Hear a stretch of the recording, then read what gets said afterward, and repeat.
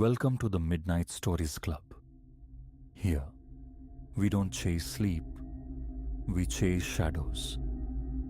Each night, a tale is shared. Each tale darker than the last. Sit back. Light fades. The stories begin.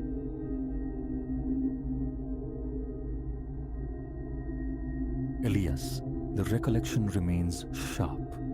That flea market, a labyrinth of forgotten things exhaling dust and the faint scent of decay. I navigated aisles choked with brittle novels, rust-bloomed implements, and the fractured smiles of porcelain dolls when it snagged my gaze.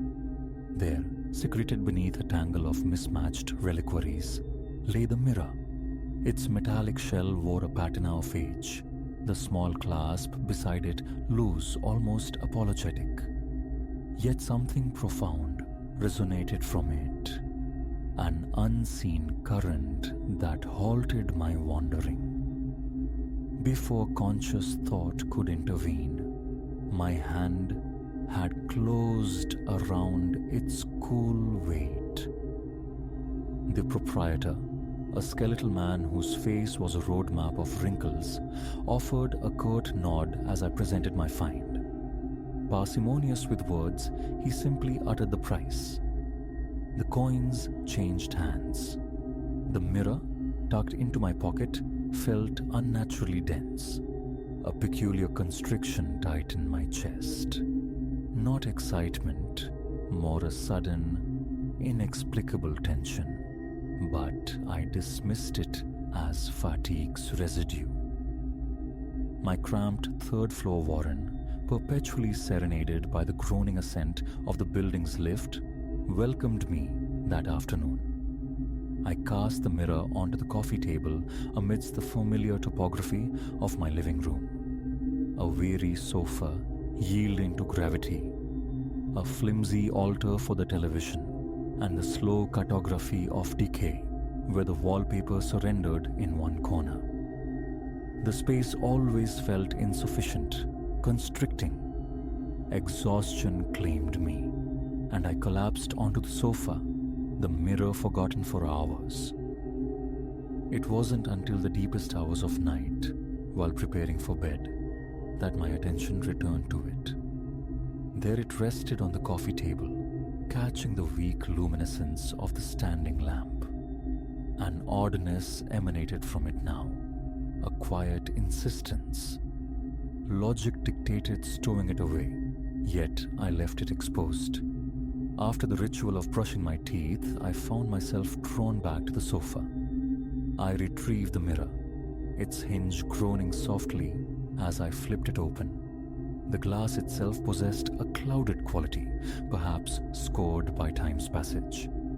My own reflection surfaced first, hair disheveled, eyes shadowed pools of weariness.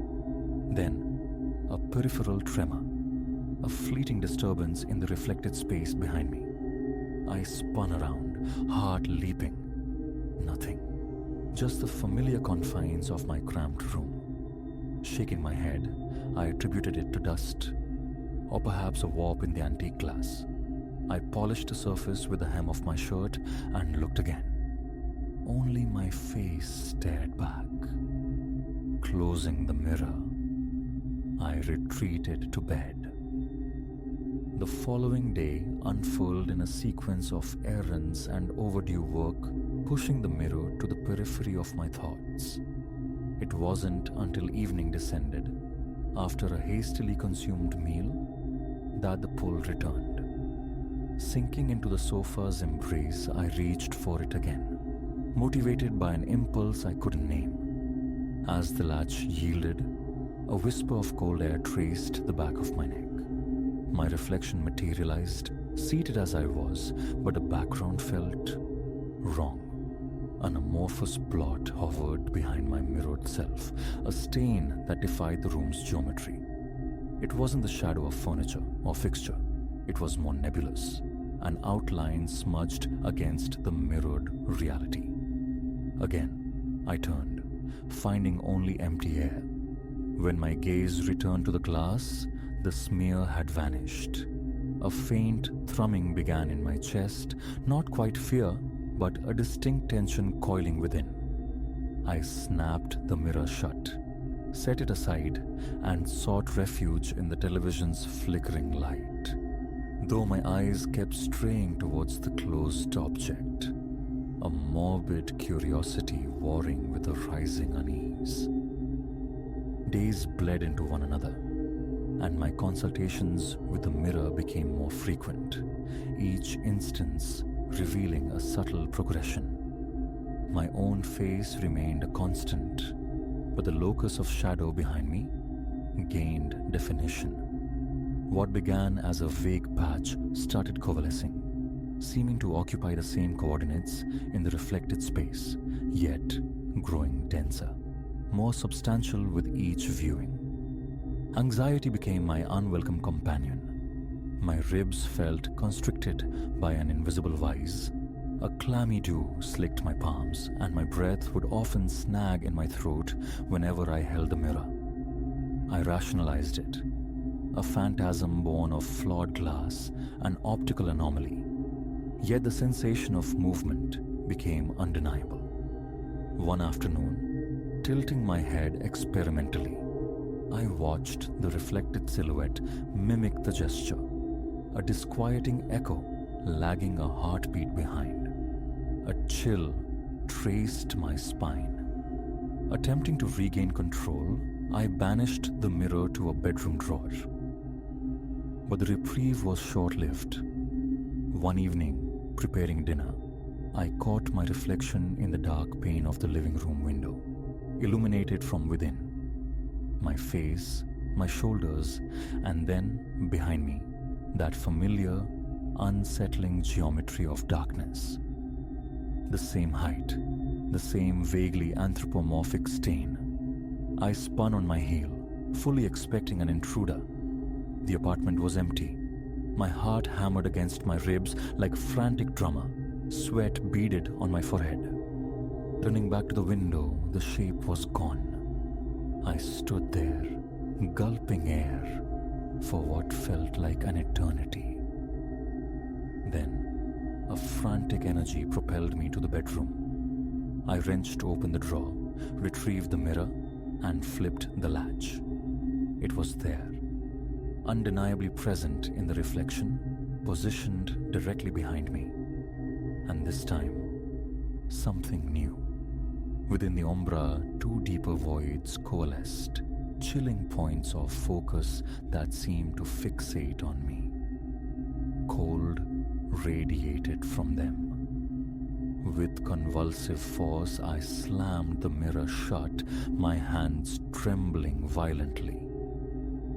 Seeking distraction, I telephoned Leon, trying to sound normal, attributing my stress to work. He suggested drinks, an escape I inexplicably declined. Shame, perhaps, or a deeper, unacknowledged fear of leaving the apartment, of leaving it unsupervised. The call ended, leaving me to pace the confines of my living room, scrutinizing corners, peering into closets, a futile exercise against an enemy I couldn't see but increasingly felt. Sleep offered little sanctuary that night. Morning brought a fragile resolve. I performed the rituals of normalcy, dressing for work, forcing down breakfast, escaping into the city's cacophony. Sunlight and urban clamor offered a temporary balm, almost convincing me the preceding events were figments of an overwrought mind. Then, in the lobby of my office building, passing a wall paneled in gleaming chrome fascia, I saw it. My reflection strode alongside me, and then, lagging slightly, the shape materialized on the polished surface behind my image. I froze, rooted to the spot, icy spiders crawling over my skin. My heart resumed its frantic drumming. I stared, mesmerized by the reflected horror, until a colleague's concerned inquiry snapped me back. Feigning composure, I hurried towards the lift, the conviction growing that I was teetering on the precipice of reason. The workday was an exercise in avoidance. Every reflective surface became a potential portal for dread. I shunned the bathroom mirror until necessity forced my hand. Washing my hands, I kept my gaze fixed on the porcelain basin. Yet my peripheral vision snagged it. A dark, fleeting figure hovering behind me in the glass. I exited swiftly. En route home, a desperate idea formed. A hardware store yielded duct tape and a small, cheap lockbox. Back in the perceived safety of my apartment, I treated the mirror like a hazardous object. Bound first in a towel, then swaddled in layers of silver tape like some ancient cursed relic, it was finally entombed within the lockbox. The key turned with a decisive click. I consigned the box to the dust-laden underworld beneath my bed, clinging to the hope that out of sight meant out of mind, out of existence. For a brief spell, peace returned. No shadowy companions haunted windows or polished surfaces that night. Relief washed over me. I ate, watched mindless television, and slept with a depth I hadn't known for days. But the following afternoon, the illusion shattered. Rain had ceased, leaving glistening streets. As I navigated a large puddle near the curb, a downward glance revealed my reflection in the water's surface. And behind me, the shape. It was sharper now, its silhouette stark against the watery sky, an undeniable outline suggesting shoulders, the curve of a head. My body seized, breath catching shallowly in my throat. I recoiled, equilibrium faltering, nearly falling. Concerned murmurs from passers-by went unanswered as I mumbled an excuse and fled. The realization struck with chilling certainty. Containment was futile. This presence wasn't confined to the mirror. That night, the whispers began. Sitting amidst the manufactured noise of the television, I perceived faint, sibilant murmurs just beyond the threshold of hearing, seeming to originate from inches behind my head. Not the neighbors. This felt intimate, invasive. Each time I spun around, the air was empty, yet a sound lingered. A dry, raspy breath forming glottal clicks and fractured consonants, devoid of discernible meaning, but freighted with chilling intent. Gooseflesh prickled my arms with every recurrence. A desperate urge arose. Discard the mirror entirely. Yet, intertwined with the fear was that inexorable compulsion, a moth-like draw to open it once more. I wrestled with the impulse, the internal pressure mounting, my thoughts circling back to the artifact beneath my bed. Finally, late one night, resistance crumbled. I retrieved the box, the key trembling in my hand as I unlocked it. Unwrapping the mirror felt like disturbing a tomb. With shaking hands, I forced it open. My own visage stared back, waxen and slick with dread. Behind me, the shadow form loomed immense, eclipsing nearly half the reflected space. A man-shaped void, utterly black, save for those twin absences that served as eyes, radiating a palpable coldness. I was held captive by that abyssal gaze, mouth dry, the frantic pounding of my heart echoing in my ears. Then, impossibly, the figure within the glass moved. A shadowed limb, shaped vaguely like a hand, drifted forward, appearing to press against the inner surface of the mirror, reaching from its dimension toward mine. My stomach lurched. I slammed the artifact closed with such violence, the already weakened latch fractured, splintering. With a strangled cry, I hurled it across the room where it clattered against the floorboards. Clutching my head, I gasped for breath, mind reeling, nausea rising in my throat. I left it there, sprawled on the floor. Pacing became my only recourse, a frantic attempt to dispel the suffocating sense of presence that now permeated the room. Every darkened corner seemed to harbor the potential for that shape to coalesce. My hearing played tricks, conjuring phantom treadfalls, the rustle of unseen fabric just behind me. Each check revealed nothing, amplifying the terror. Sleep was a distant country I couldn't reach. The next day demanded a semblance of routine. Cleaning, laundry, acts of mundane defiance against the encroaching dread, performed while studiously ignoring the fallen mirror. Yet, every chance reflection, the curve of a doorknob, the blank obsidian screen of the television, offered a fleeting glimpse. A flicker of that persistent afterimage burned onto my sight. By late afternoon, the strain was unbearable. A drastic measure seemed the only option left. I carried the mirror down to the building's subterranean gut, to a small, damp utility room near the storage cages, thick with the aroma of earth and slow rot. Placing the mirror upon a dust-laden table, I hefted a heavy hammer I'd brought along, its weight a grim promise of destruction. But as my arm rose, poised to strike, that insidious magnetism arrested the motion. My breath hitched. What if shattering the glass didn't end it?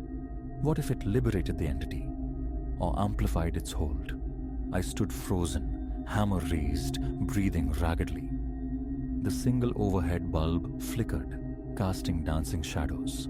A wave of Arctic air, colder than the basement's natural damp, brushed past my skin. The sensation spurred a tighter grip on the hammer.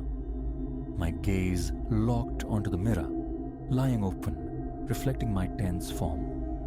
The figure within was less distinct in the weak light, yet the outline remained.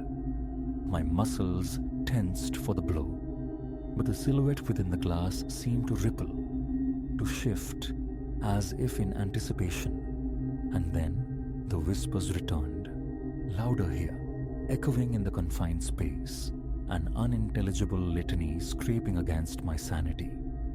My heart thudded violently, sweat trickled into my eyes. I lowered the hammer, paralyzed by the unknown consequence. Destruction felt too risky, too final in a way I couldn't comprehend. Instead, I snapped the mirror shut, the broken latch protesting. I wrapped it again in the towel, resealed it with the remaining tape, and placed it back into the lockbox.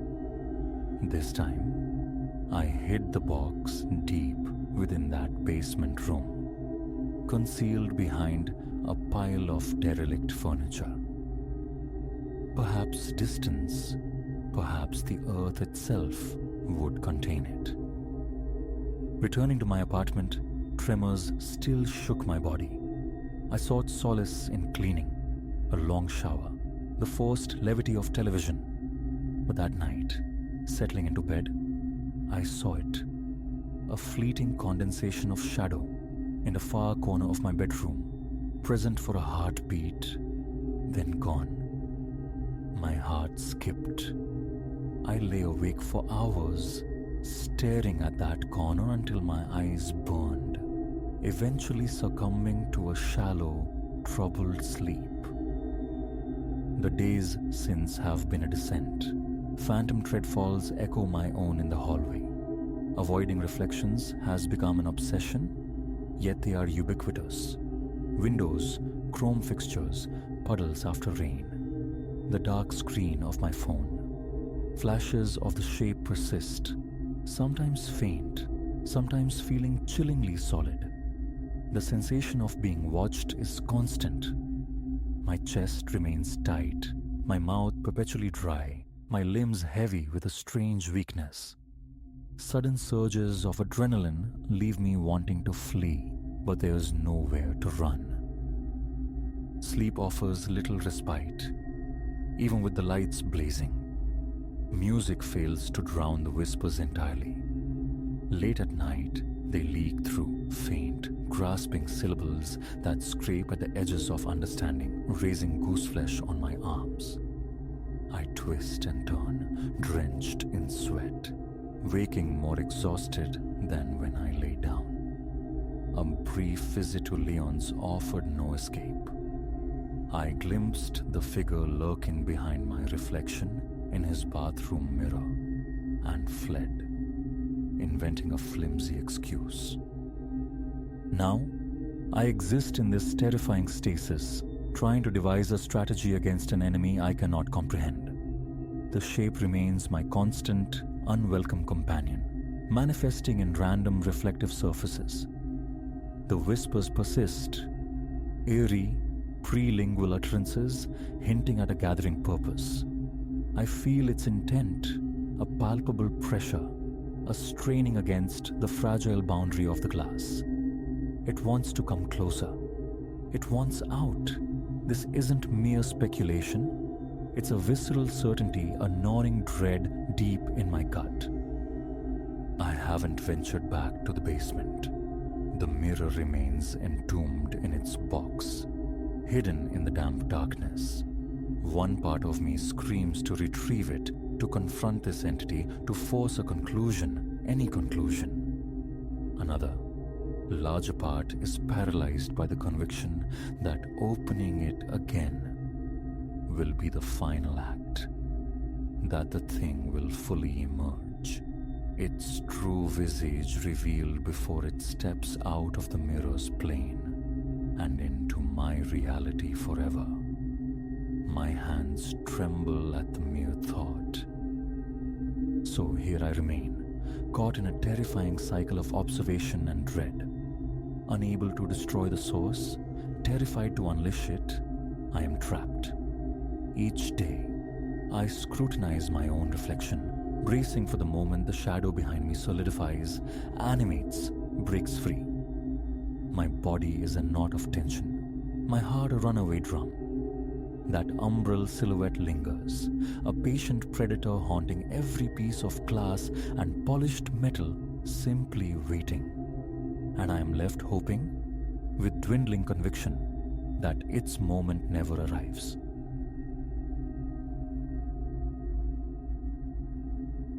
Its head pivoted, a slow scrape of painted plaster on metal, until the sightless orbs found me. They were hollows, voids that seemed to pull at the very light, drilling into the soft core of my being. A glacier formed in my veins. The vast, hushed expanse of Aurelia's after closing time was no longer mine alone. What I'd meticulously filed away as stress-induced phantoms, the byproduct of student debt and graveyard shifts, solidified into stark, breathing terror.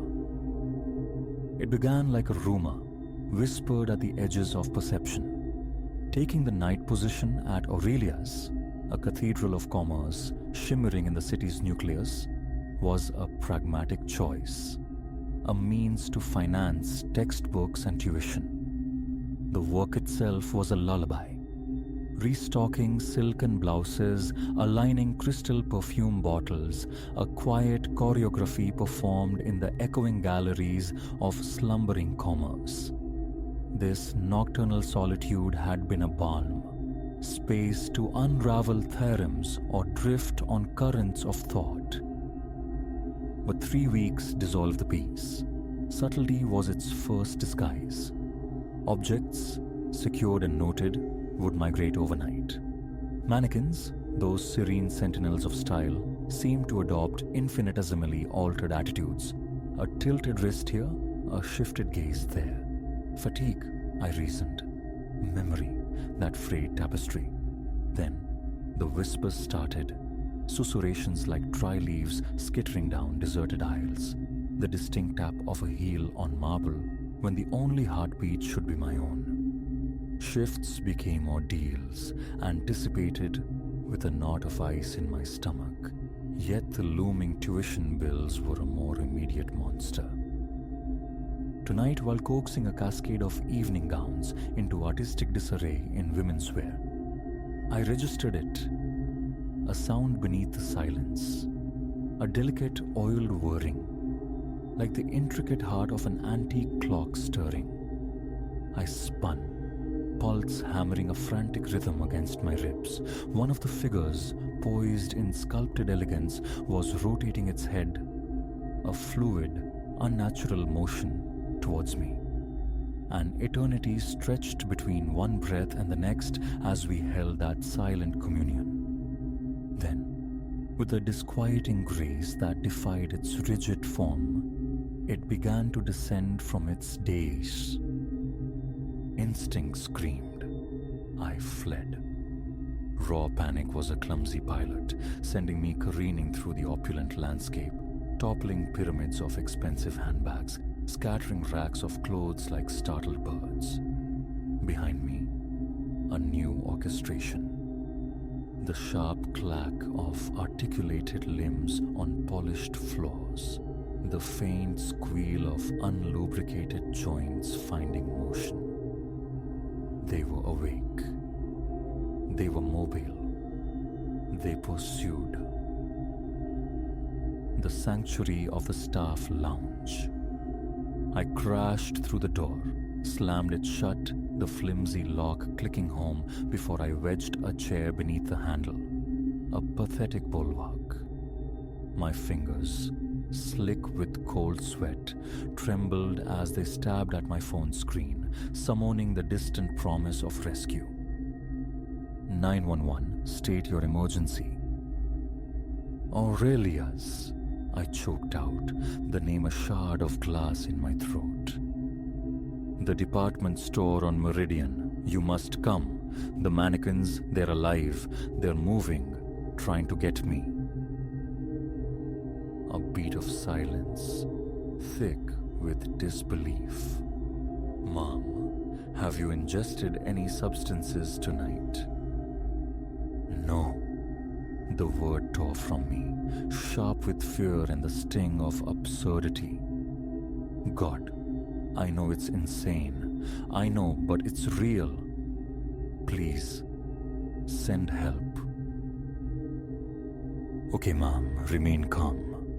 A unit is being dispatched to your location. The call ended, plunging me back into the immediate terror.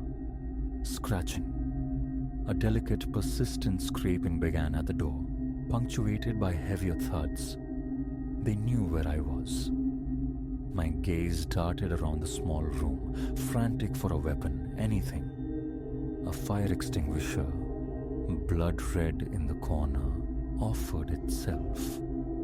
Meager defense, but better than naked fear. Time warped, stretching seconds into agonizing minutes, each one measured by the relentless assault on the door. The wood groaned. The chair skittered incrementally across the linoleum. The gap widened. Just as the frame began to splinter, a new sound pierced the night. Sirens, wailing closer, a beacon of hope in the suffocating darkness. Relief washed through me, potent and dizzying. They were here, saved. But the crescendo of sirens seemed only to incite the things outside. The attack on the door intensified, culminating in a final, explosive crack. The barricade shattered. The door flew inward, and they spilled into the room. A silent, ghastly procession of impassive faces and articulated limbs. I hefted the extinguisher, a prayer forming unspoken, ready to fight the inevitable. Yet the expected onslaught didn't come. Instead, the figures paused, then parted, creating an aisle through the ranks. And down that aisle walked myself. Disbelief locked my muscles. I stared at my reflection made solid, impossibly real. Every detail mirrored my own. The faint crescent scar beneath my chin, the scatter of freckles across the bridge of my nose. Only the eyes diverged, flat cold, possessing the same lifeless sheen as the plastic horrors flanking her. Who?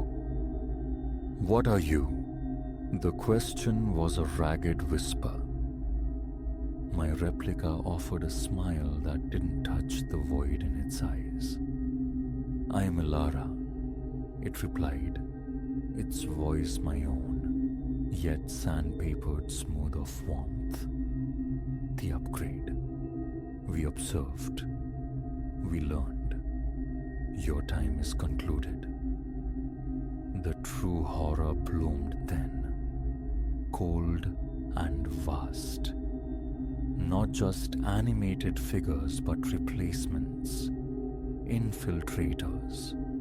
How long? How many others walked the streets, hollowed out versions of people they'd usurped? Why? The word was barely audible. My double tilted its head, a gesture of mock contemplation. Why does anything seek to perpetuate itself? To improve?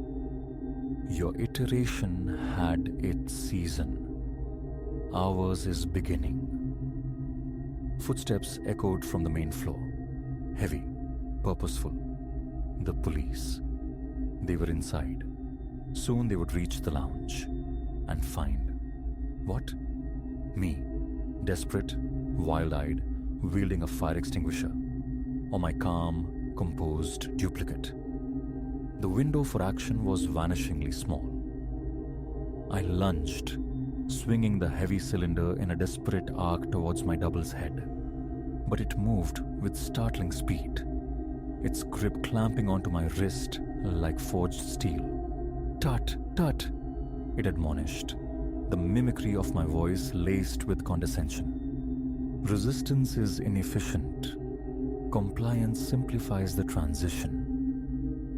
Go to hell, I spat, driving my knee upwards into its torso. A flicker of something. Surprise? Pain. Crossed its features. It buckled slightly, its grip faltering. Seizing the instant, I shoved past it, bursting from the staff room back into the shadowed aisles. Shouts now. Flashlight beams sliced through the gloom. Police! Anyone here? Here! I screamed, voice raw. Back here! Help me! I rounded a display of glittering jewelry and nearly collided with two officers, their lights momentarily blinding me. Ma'am, one started, lowering his beam. Everything all right? We got a call. Before the sentence finished, my own voice sounded from behind me, smooth and laced with relief. Officers, thank God you're here. I turned. My double stood there, the picture of rattled composure. The other mannequins had vanished as if they'd never been. This woman, my replica said, indicating me with a subtle gesture. She forced her way in. I found her back here, raving. Something about mannequins. I suspect she's under the influence. No, that's a lie. My protest sounded shrill, unhinged even to my own ears. I work the night shift. She's the fake. She's one of them. The officers exchanged wary glances, their hands instinctively drifting towards their sidearms. Okay, Deep breaths, everyone. The first officer said, his voice level but firm. Let's see some identification, please. My stomach plummeted. My purse, my ID, still inside the staff room. I watched, impotent with fury, as my double produced a wallet, extracting a driver's license bearing my face, my name, my details. This is madness, I cried, trembling. Check the employee records. Call Mr. Henderson, the manager. Look at the security tapes. You'll see. We can sort this out downtown, the second officer said, his tone placating but resolute. Right now, ma'am, we need you to come with us. As they escorted me away, past the silent, watchful displays, I risked a final look back. My double offered a small, perfect wave, its smile serene. I wanted to scream, to fight, to claw the truth into the consciousness, but knew it was futile. I was the hysterical woman, hallucinating, resisting. The journey to the station was a numb passage. I answered questions robotically, my mind a frantic scramble. Proof felt impossible, belief a fantasy, and the chilling question echoed, how many? Were some of these officers the people processing me already replaced? That night, cocooned in the sterile chill of a holding cell, oscillated between raw panic and a strange, exhausted clarity. By morning, my identity and employment at Aurelia's were confirmed. Mr. Henderson arrived, his face a mask of weary irritation. I don't know what game you were playing. Ilara, he grumbled as we drove back through the awakening city. But pull anything like that again, and you're gone. Clear? I could only nod, swallowing the frantic truth. How could I explain that his opulent store was a beachhead, that my plastic twin was likely inside at this very moment, meticulously folding cashmere, its smile never wavering? We pulled into the employee lot, and there she was. I was, strolling towards the entrance, employee badge clipped neatly to her lapel. Our eyes met across the asphalt. That same serene smile, that same small wave. My legs felt like brittle glass as I exited the car. I could leave, disappear, try to stitch together a life elsewhere, haunted by the knowledge. But the image of that wave, so casual, so triumphant, solidified something within me. You coming in? Henderson called, already halfway to the doors. I drew a steadying breath, squaring my shoulders against the enormity of it all. Yes, I said, my voice surprisingly firm. I'm coming. Stepping back into Aurelia's, the familiar scent of expensive perfume and polished wood felt alien, menacing. My gaze swept over the ranks of mannequins, frozen in their elegant postures, their blank faces inscrutable secrets. But I knew now. The war was silent, invisible, and perhaps I was its only soldier. God help us.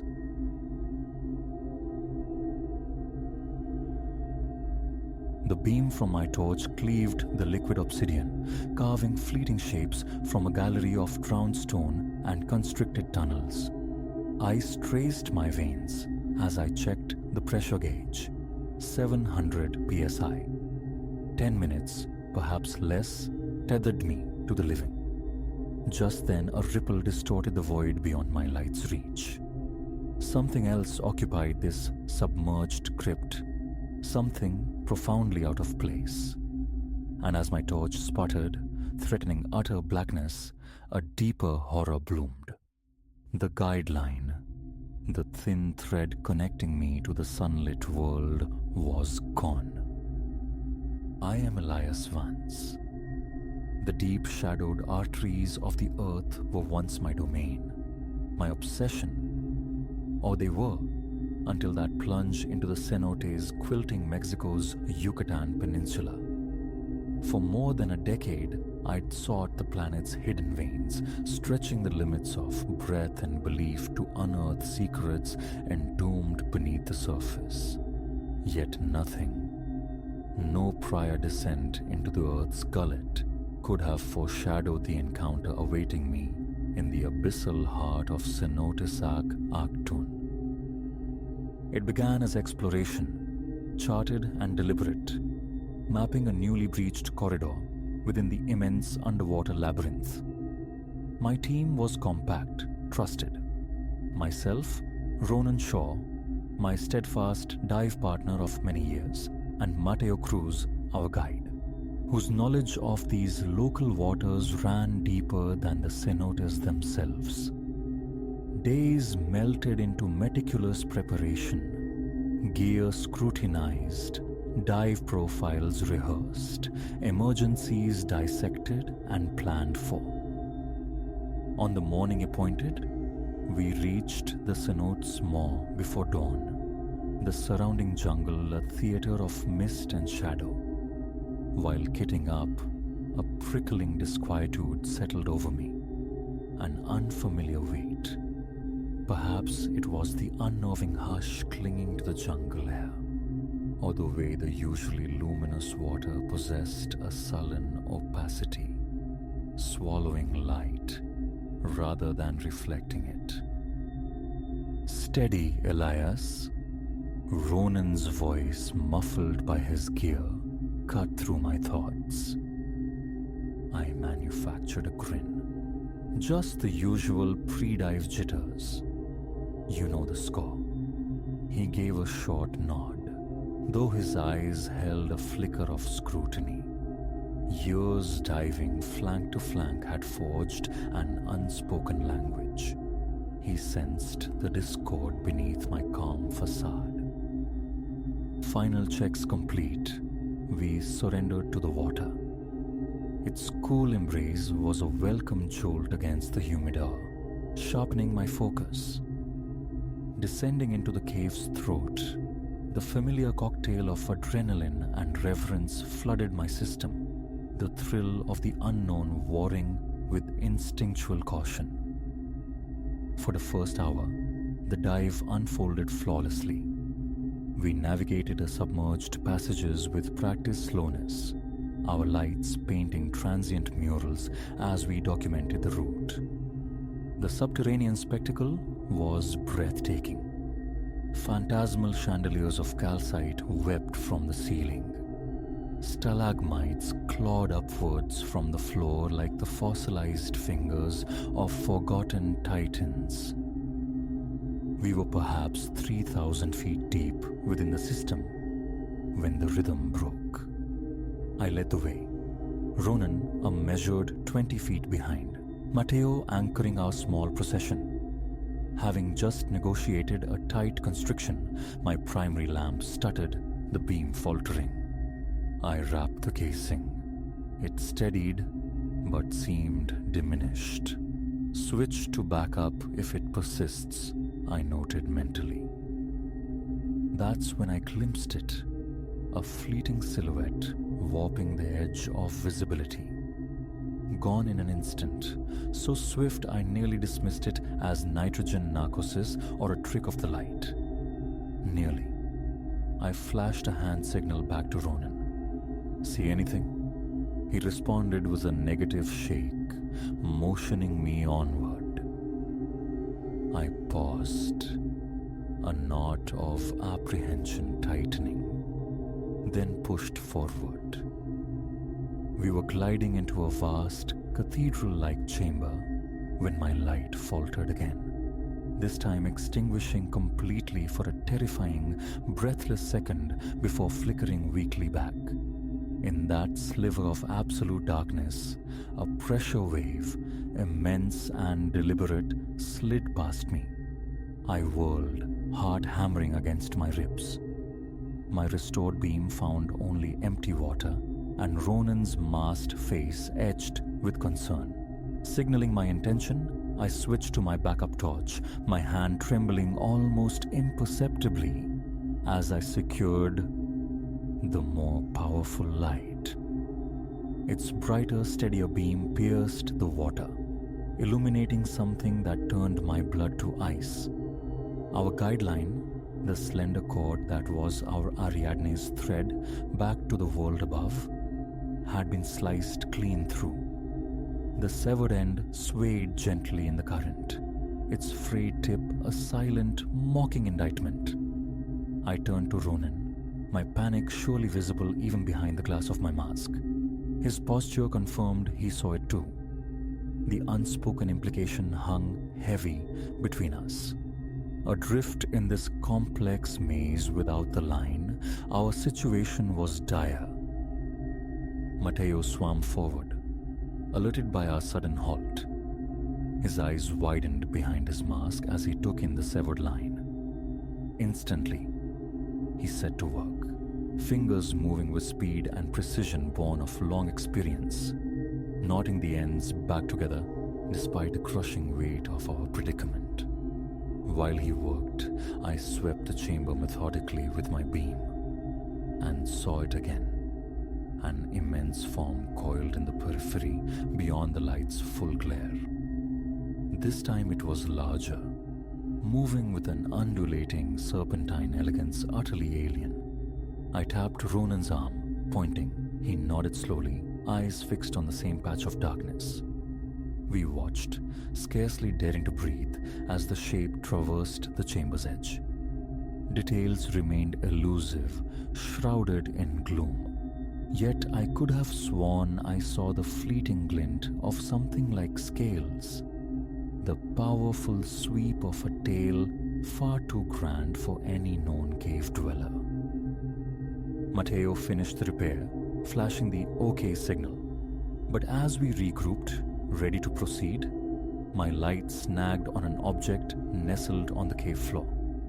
Descending for a closer inspection, a cold dread pooled in my stomach. There, half consumed by silt, lay a diving mask. Not just any mask, but a relic. Its design archaic, belonging to an era of diving half a century past. As my fingers reached for it, a brutal, unseen hand seized the water.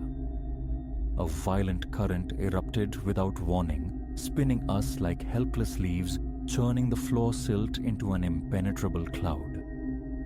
Visibility collapsed into swirling ochre blindness in mere seconds. The repaired guideline jerked taut in my grip. I clung to it desperately, bracing against the unseen force. Through the maelstrom, I glimpsed the faint, diffused glows of Ronan's and Mateo's lights, they too fighting the surge.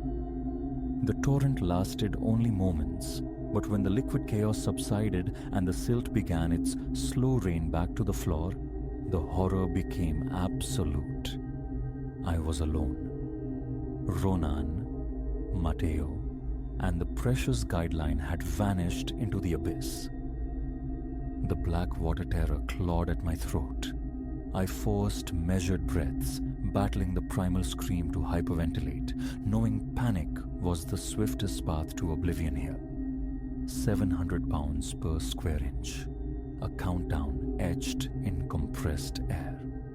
Find Ronan. Find Mateo. Find the line. I began a slow, searching traverse of the chamber, my beam cutting tentative arcs through the still turbid water. Visibility remained near zero. Every shadow writhed, every rock formation momentarily took the shape of my lost companions. Then, the presence returned, the vast shape moving with that impossible fluid grace. It was closer now, clearer in the disturbed water, I saw glimpses: a long, sinuous body, appendages that resembled limbs more than fins, and eyes, immense ancient eyes that caught my beam and reflected it with an unnerving metallic luster. This was no fish, no creature catalogued by science, and it was observing me.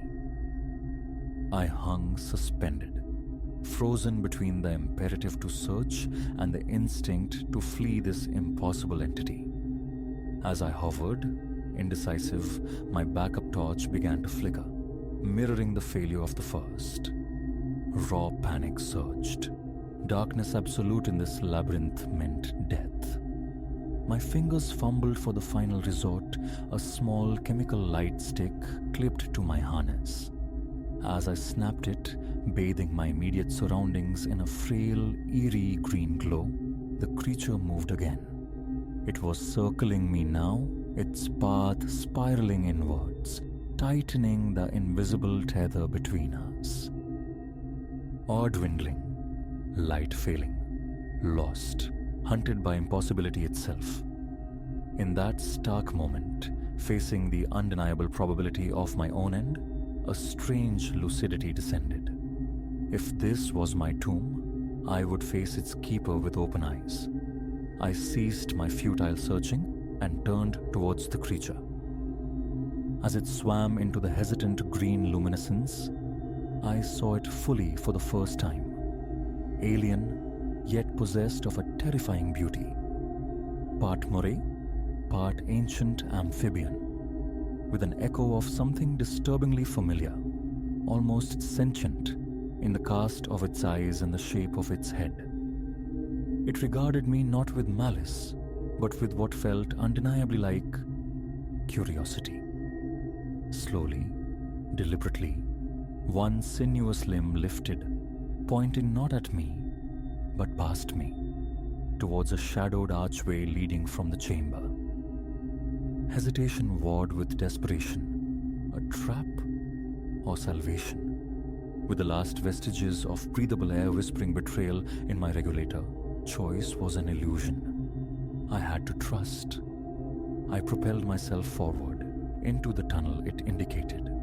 Astonishingly, it fell in alongside me, its body rippling through the water, a silent, shimmering guardian.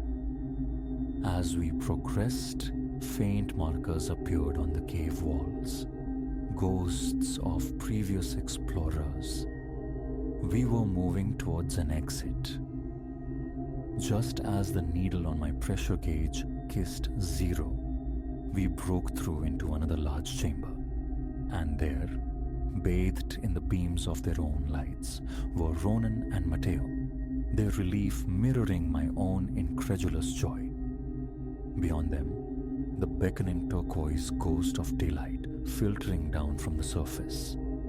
As we began our urgent ascent towards that promise of air, I risked a final glance backwards. The creature hovered at the threshold of the cave passage, a silhouette against the inner dark. It seemed to incline its head, a gesture I could only interpret as farewell, then dissolved back into the profound depths from which it came. Breaking the surface was a violent birth into noise and light.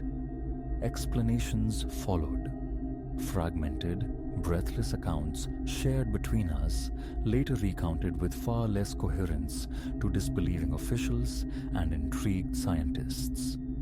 Our tale of a colossal, unknown aquatic entity acting as rescuer was, unsurprisingly, largely relegated to the realm of narcosis-induced fantasy. But Ronan and Matteo saw it too, briefly, and I know the truth of those intelligent eyes in the deep. I have not ventured back into the underwater caves since that day. The memory of that creature, alien yet strangely resonant, is indelible. It has fundamentally altered my perception of this world, cracking the foundations of what I thought I knew about the boundaries of life. There are mysteries dwelling in the planet's lightless places, entities that defy our neat categorizations, challenging the very definition of existence. And sometimes, against all odds, these enigmas might extend a fin, a gesture when hope seems utterly extinguished.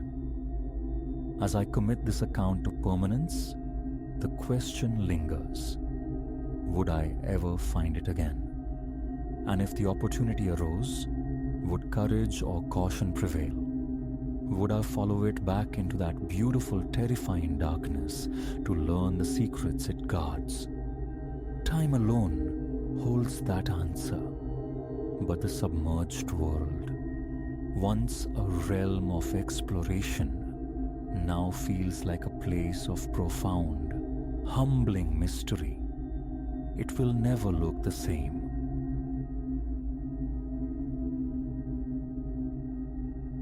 The awareness dawned subtly, carried on the waning light of late afternoon. From my fifth-floor eyrie overlooking the city's thrumming heart, I often watched the street theater unfold. The pedestrian currents, the vehicular tides, the small dramas played out on the pavement below. But that day, the familiar composition was fractured. A stark silhouette commanded the sidewalk opposite, utterly motionless, its orientation fixed unknowingly toward my vantage point. No features resolved themselves. It was merely an elongated void, a humanesque absence cloaked in impenetrable shadow. It stood rooted, a statue carved from twilight, its unseen gaze pinned to my balcony.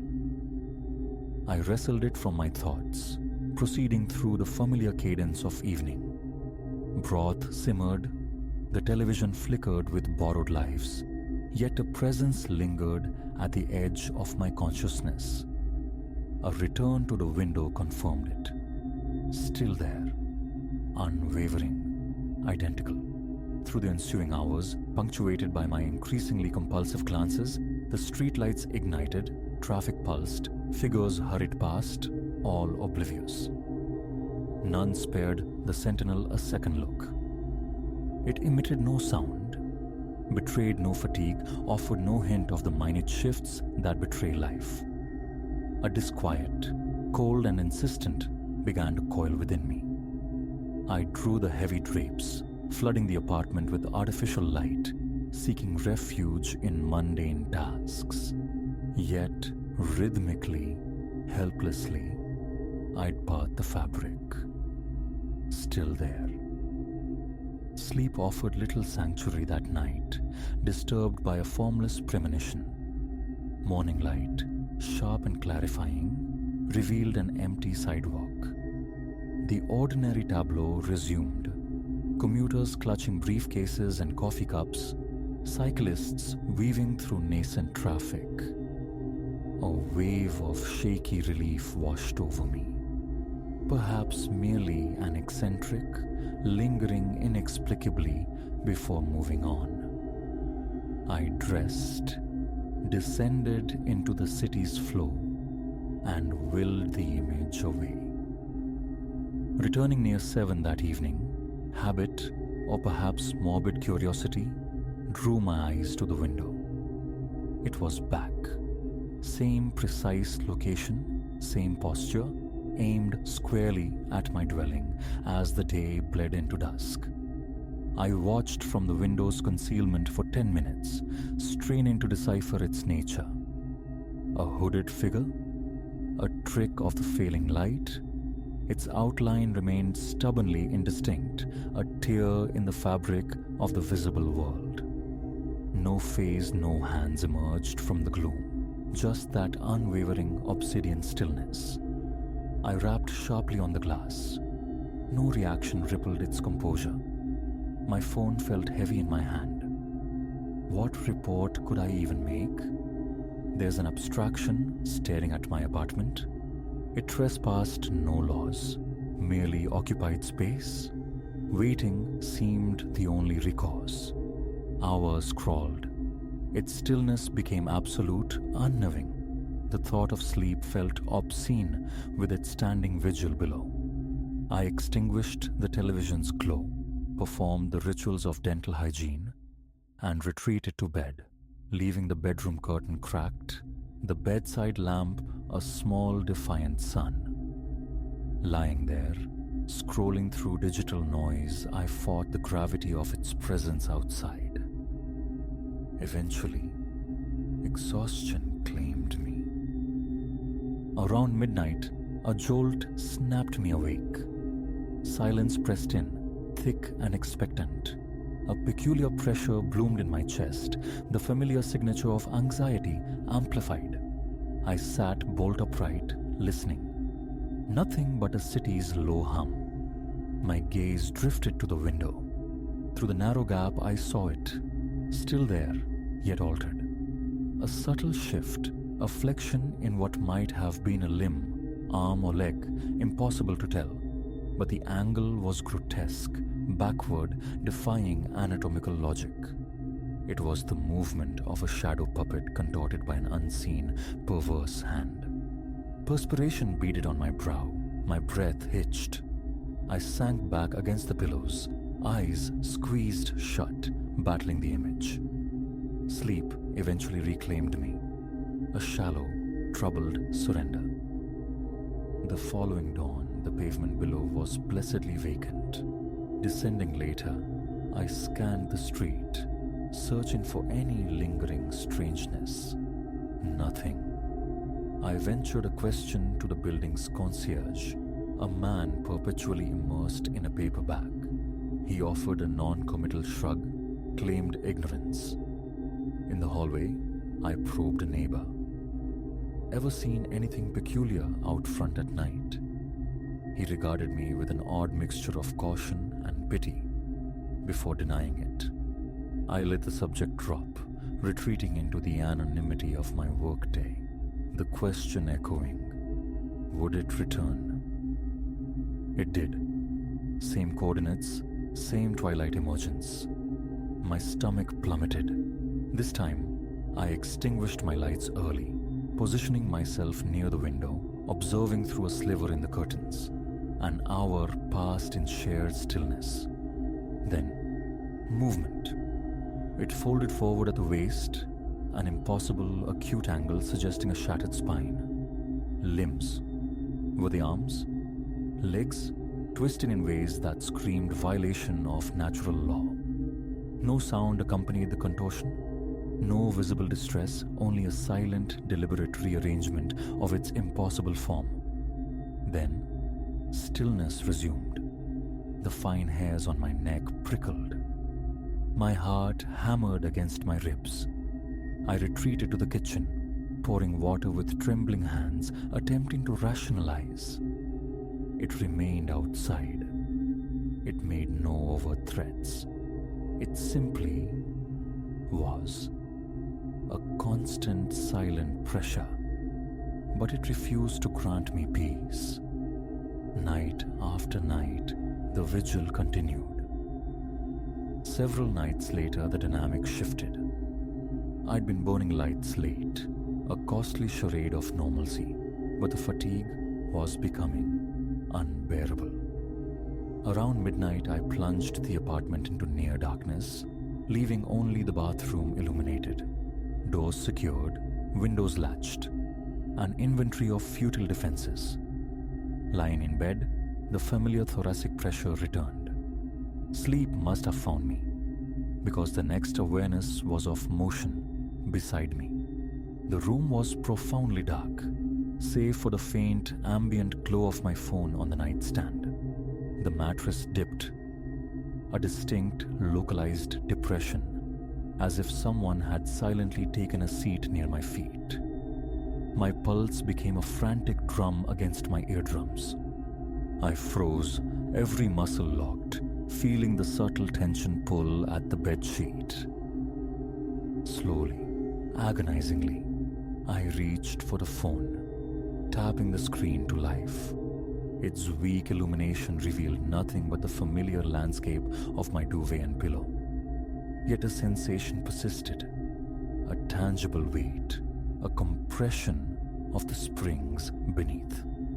I held my breath for what felt like an eternity, mind racing, throat constricting. Finally, summoning a desperate courage, I extended my hand, palm flat, toward the perceived indentation. My fingers met nothing solid.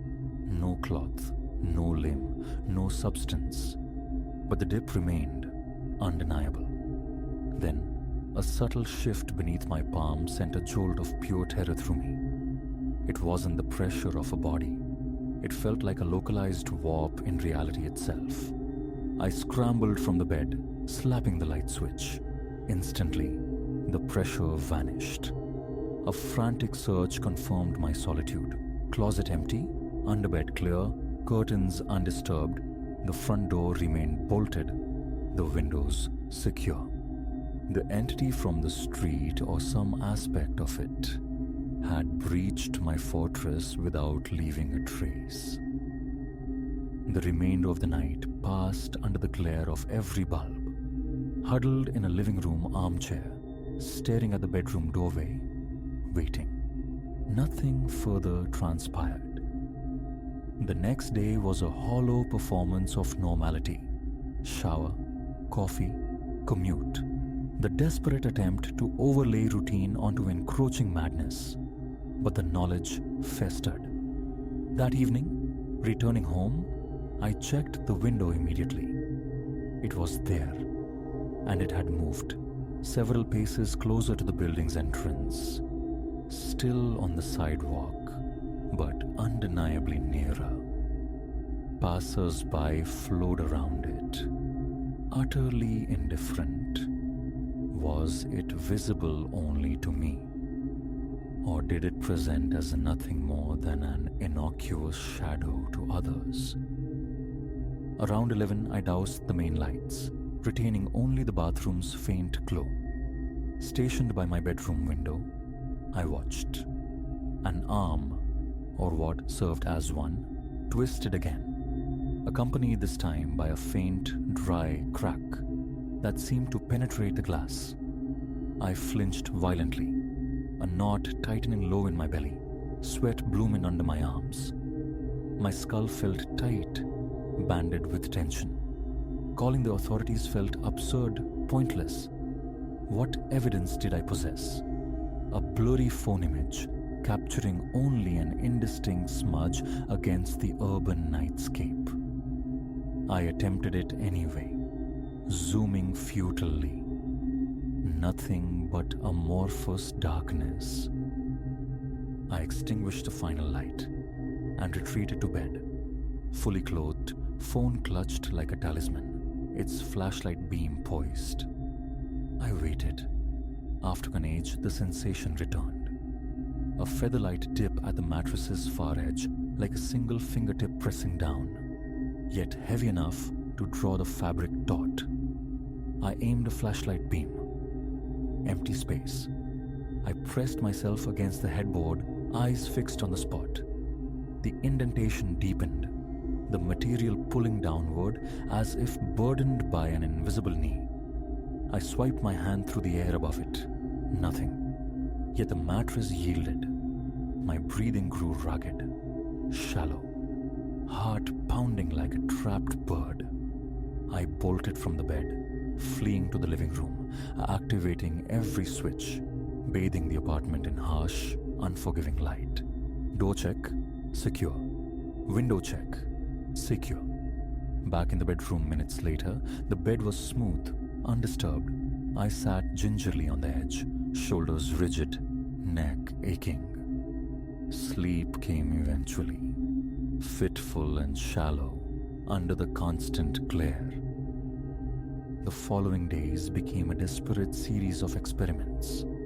I slept on the sofa, kept windows perpetually sealed, tried ignoring the figure, averting my gaze, but its presence was a constant peripheral weight. Some nights, the mattress yielded. Others brought faint, inexplicable sounds. Soft taps on drywall, skittering noises from the ceiling, a dry scraping from beneath the bed that investigation revealed nothing to explain. One evening, determined. I turned off the lights early and committed to observation. For an hour, it stood utterly still.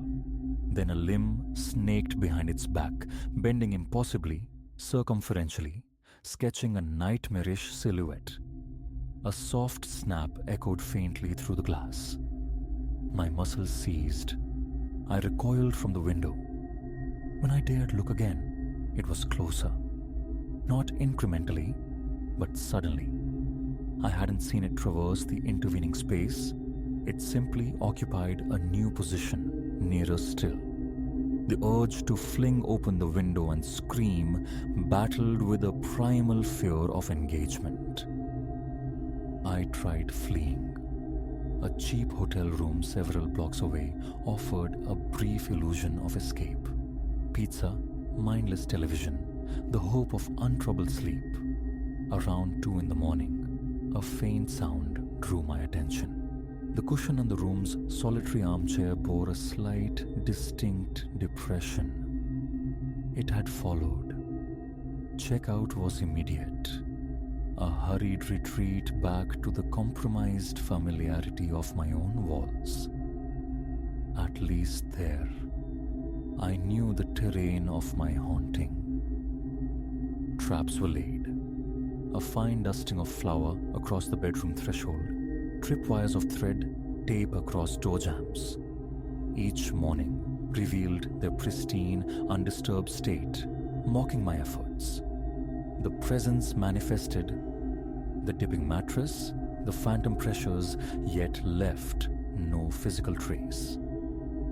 Weeks bled into an exhausted continuum. My eyes were perpetually raw, sleep a forgotten luxury. Food held no appeal. A tremor lived permanently in my hands, intensifying as dusk approached. Its presence below was a certainty. Its nocturnal incursions into my space a dreadful expectation. What did it want? It inflicted no physical harm, uttered no threats, took nothing. It merely watched, contorted, and pressed its unseen weight upon my world. Sometimes, fetching water in the dead of night, I'd fancy I heard faint, rhythmic breathing from the kitchen's shadowed corners. Turning on lights became a prerequisite for entering any room. Windows were avoided after dark.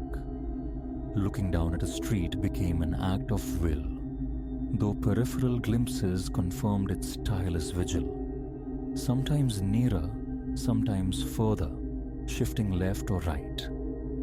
When met with a direct gaze, it froze. When unobserved, it seemed to reposition itself stealthily. Sleeping by day offered no respite. Closing my eyes for too long, even in sunlight, could invite the familiar pressure on the sofa beside me. Standing at the sink, a prickling sense of being watched from behind, only to turn to emptiness. Locks were checked obsessively. Windows were considered for sealing shut permanently. Nothing deterred it. I existed in this state, perpetually vibrating with low-level fear, startled by every passing car. Should I flee the city? Or would it simply manifest in a new location, tethered to me? Confiding in anyone felt impossible. The story too incredible, the lack of proof too damning. Now, late, I sit awash in the electric glow of my living room. I know, without looking, that it occupies its post on the pavement below. Invisible from this angle, perhaps, but undeniably present. Darkness invites it in. Reclining invites its phantom weight. Closing my eyes risks a fleeting imagined brush against my skin. Departure promises only pursuit. There is no solution, no strategy left. There is only this coexistence, this fragile truce maintained by illuminated rooms and constant vigilance. I keep the lights burning. I keep my eyes open. I keep breathing. It is, for now, all that remains.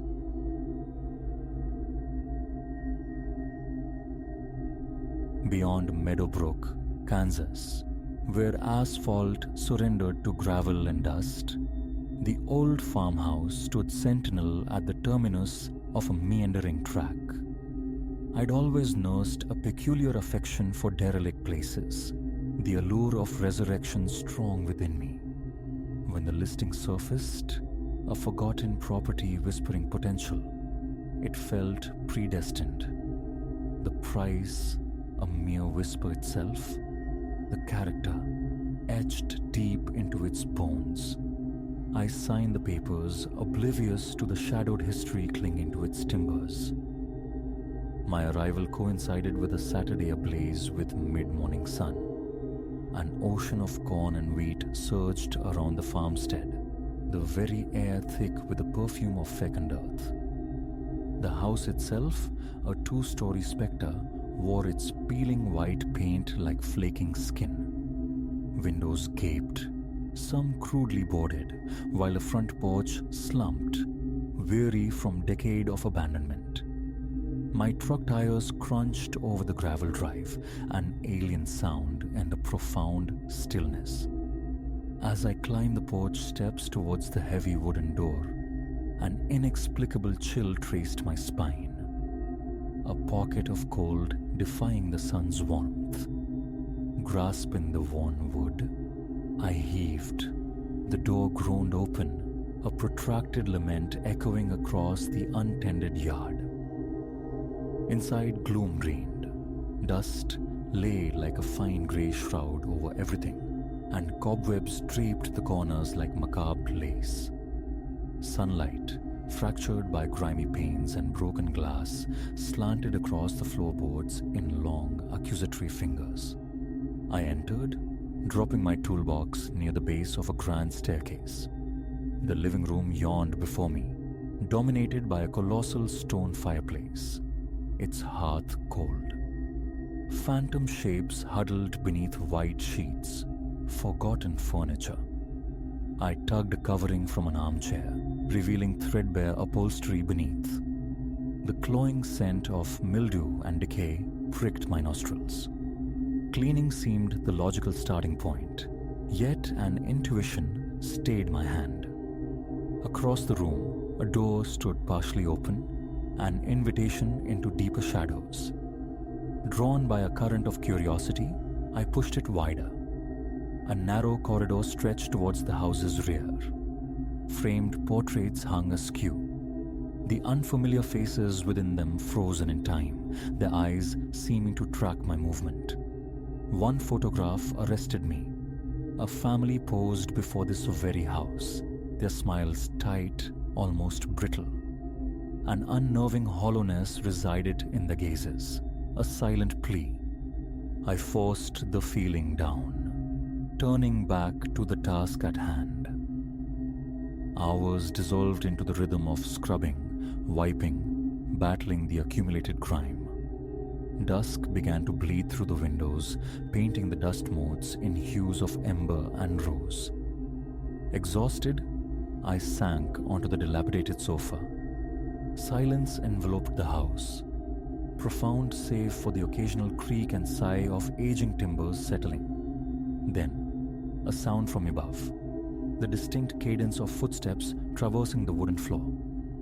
My pulse leapt. I rose, eyes fixed on the shadowy stairwell. The steps intensified, drawing nearer. Fumbling in my toolbox, I retrieved a heavy flashlight and began a cautious ascent. Each stair protested under my weight, the groans magnified in the charged quiet. The upper landing stretched before me, a corridor flanked by closed doors. "Hello?" I called out, my voice thin. "Is anyone up here?" Silence answered. I drew a ragged breath, attempting to quell the tremor in my hands. The footsteps ceased abruptly. I advanced, the flashlight beam slicing through the oppressive darkness. At the corridor's end, one door was slightly ajar, a sliver of faint light escaping from beneath it. Nudging it open, I peered into a small bedroom. Chaos reigned within. an unmade bed, clothes strewn haphazardly. A tarnished mirror hung on the far wall, its surface marred by a spiderweb crack that distorted my reflection. Compelled, I stepped closer, wiping at the grime. My own face stared back, fractured, but behind my shoulder, coalescing from the gloom in the mirror's depths, stood a shadowy figure lingering in the doorway. I whirled around. Nothing. The corridor was empty. My heart hammered against my ribs, breath catching in my throat. Turning back to the mirror, the phantom presence was gone. Enough. Retreat was the only sane option. As I descended the stairs, a whisper, ethereal yet distinct, brushed against my ear. Release me. I froze, straining to hear. It came again, closer this time, seeming to emanate from the very air around me. Release me. Raw panic surged. I snatched my toolbox and bolted for the front door. My hand closed around the knob just as the heavy panel slammed shut with violent finality. I twisted, pulled, shoved. It was immovable, solid as stone. The whispering intensified, swirling around me now, a chorus of desperate pleas. Release me! I scrambled towards a window, wrestling with the stuck sash, frantic for escape. Futile. A palpable awareness settled over me.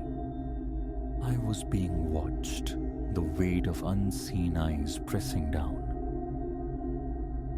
Backing away from the window, I fought for control, my mind frantically seeking an alternative.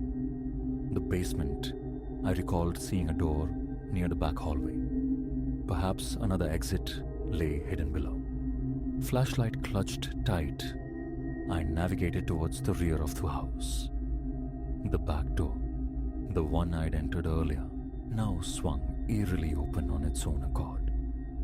I slipped through it, the cool night air a shocking relief against my fevered skin. Without a backward glance, I sprinted down the dirt track, the gravel scattering beneath my pounding feet. Reaching my truck, I threw myself inside, locking the doors, leaning my forehead against the steering wheel, gasping for air. In the distance, the farmhouse loomed, a dark, silent silhouette against the star-dusted canvas of the night. I turned the key. The engine roared defiantly. As I pulled away, my eyes flickered to the rearview mirror. Only darkness stared back. Dawn broke crisp and clear as I drove back, a reluctant resolve hardening within me. The fields lay quiescent under the nascent light. Parking the truck, I approached the house with trepidation, the morning sun doing little to dispel the lingering dread. The front door yielded easily this time. Inside, the living room appeared unchanged, yet the atmosphere felt subtly altered. Fresh footprints, not my own, marked the dust, leading away from the entrance towards the narrow hallway. My heart quickened. I followed the tracks, which ended unequivocally before the back door.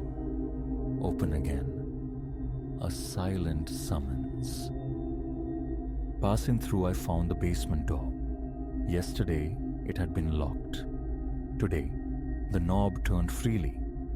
I descended the narrow, creaking stairs, the flashlight beam cutting a path through the subterranean chill. The air hung thick and damp, heavy with the scent of mold and earth. Tools lay scattered, spectral shapes of old furniture huddled in the corners. But it was a small, dark chest, positioned near the center of the concrete floor, that commanded my attention. Intricate carvings adorned its lid. Kneeling, I lifted it. Inside lay a trove of bundled letters and faded photographs. Sifting through them, I began to piece together the narrative of the previous occupant, a man named Silas Croft. His letters spoke of mounting debts, bitter family schisms, One passage alluded darkly to a disappearance. Silas's wife, Ilara, who had vanished years prior, leaving no trace. The photographs depicted a smiling family, now irrevocably shadowed by the enigma of her fate. A profound chill settled over me. The house guarded secrets Silas himself could not bear to voice. As my fingers brushed the last brittle letter, the basement door slammed shut above me with startling force. I leaped back, the flashlight beam flickering erratically. The whispers returned, louder now, imbued with a desperate urgency. "Release me!" They echoed off the damp stone walls. Scrabbling to my feet, clutching the letters, I tried to orient myself in the sudden darkness. A subtle shift in the shadows behind me made me turn. There, standing in the deepest corner, was a figure, Ilara. Her face was spectral white, her eyes vast pools of sorrow. Soundlessly, she drifted towards me across the concrete floor. I retreated instinctively. "What do you want?" The question emerged as a trembling whisper. She extended a translucent hand, passing through my own outstretched fingers like mist. "Find the truth," she breathed, the words more felt than heard. "Release me." Understanding dawned. Her spirit was tethered here, yearning for resolution. I nodded, the promise forming silently. "I will find out what happened." The image of Ilara wavered, dissolved, leaving only the cold, quiet basement. The door creaked open. I fled up the stairs, a new grave purpose settling upon me. The ensuing weeks became an obsessive plunge into Silas Croft's history, a hunt for clues surrounding Ilara's vanishing. Meadowbrook's local library yielded fragments, archived newspapers, public records. Most accounts were frustratingly opaque, but I unearthed a brief report mentioning a suspicious vehicle sighted near the Croft farm on the night Ilara went missing. No suspects, no resolution. The case had long gone cold. Convinced the house held more answers, I resolved to search it again. One evening, as twilight painted the landscape in long, deepening shadows, I returned, flashlight beam cutting through the familiar gloom. Descending into the basement once more, the air felt taut with anticipation. I examined the chest again, probing its corners, running my fingers along its edges. Tucked away behind a pile of rusted tools, my fingers brushed against wood that felt different. A hidden compartment. Inside, nestled in the dust, lay a small, leather-bound journal. Silas Croft's handwriting filled the pages. He wrote of escalating paranoia, a pervasive fear of being watched, of someone he dared not name. The final entry was a frantic scrawl, referencing Ilara's disappearance, his own powerlessness to protect her. A fierce determination surged through me. Someone knew more. I began seeking out Meadowbrook's older residents, anyone who might recall the Crofts. An elderly woman, a Mrs. Gable, finally agreed to speak with me. Her memory, though clouded by time, retained a sharp detail. She'd witnessed Silas arguing heatedly with a neighbor, Marcus Thorne, on the very night Ilara vanished. Locating Marcus took some effort. He now resided in a neighboring town. When I found him, age had etched lines of weariness and perhaps regret onto his face. I approached him carefully, presenting the journal, explaining my connection to the old farm. Recognition flickered in his eyes, followed by a profound sadness. Silas. He was dealt a hard hand, Marcus murmured, his voice thick. But Ilara? She had her own plans. They were going to leave, you see. Start over. That night, things got heated. An argument. I didn't mean for anything to happen. But then she was just gone. I pressed for specifics, but he shook his head, eyes distant. It's foggy. Can't recall more. Though concrete evidence remained elusive, I felt undeniably closer. Returning to the farmhouse, Ilara's spectral presence felt less like a haunting and more like an insistent guide. I decided a simple act of remembrance might offer solace. Gathering candles, I arranged them around the basement, placing the letters and Silas's journal in the center.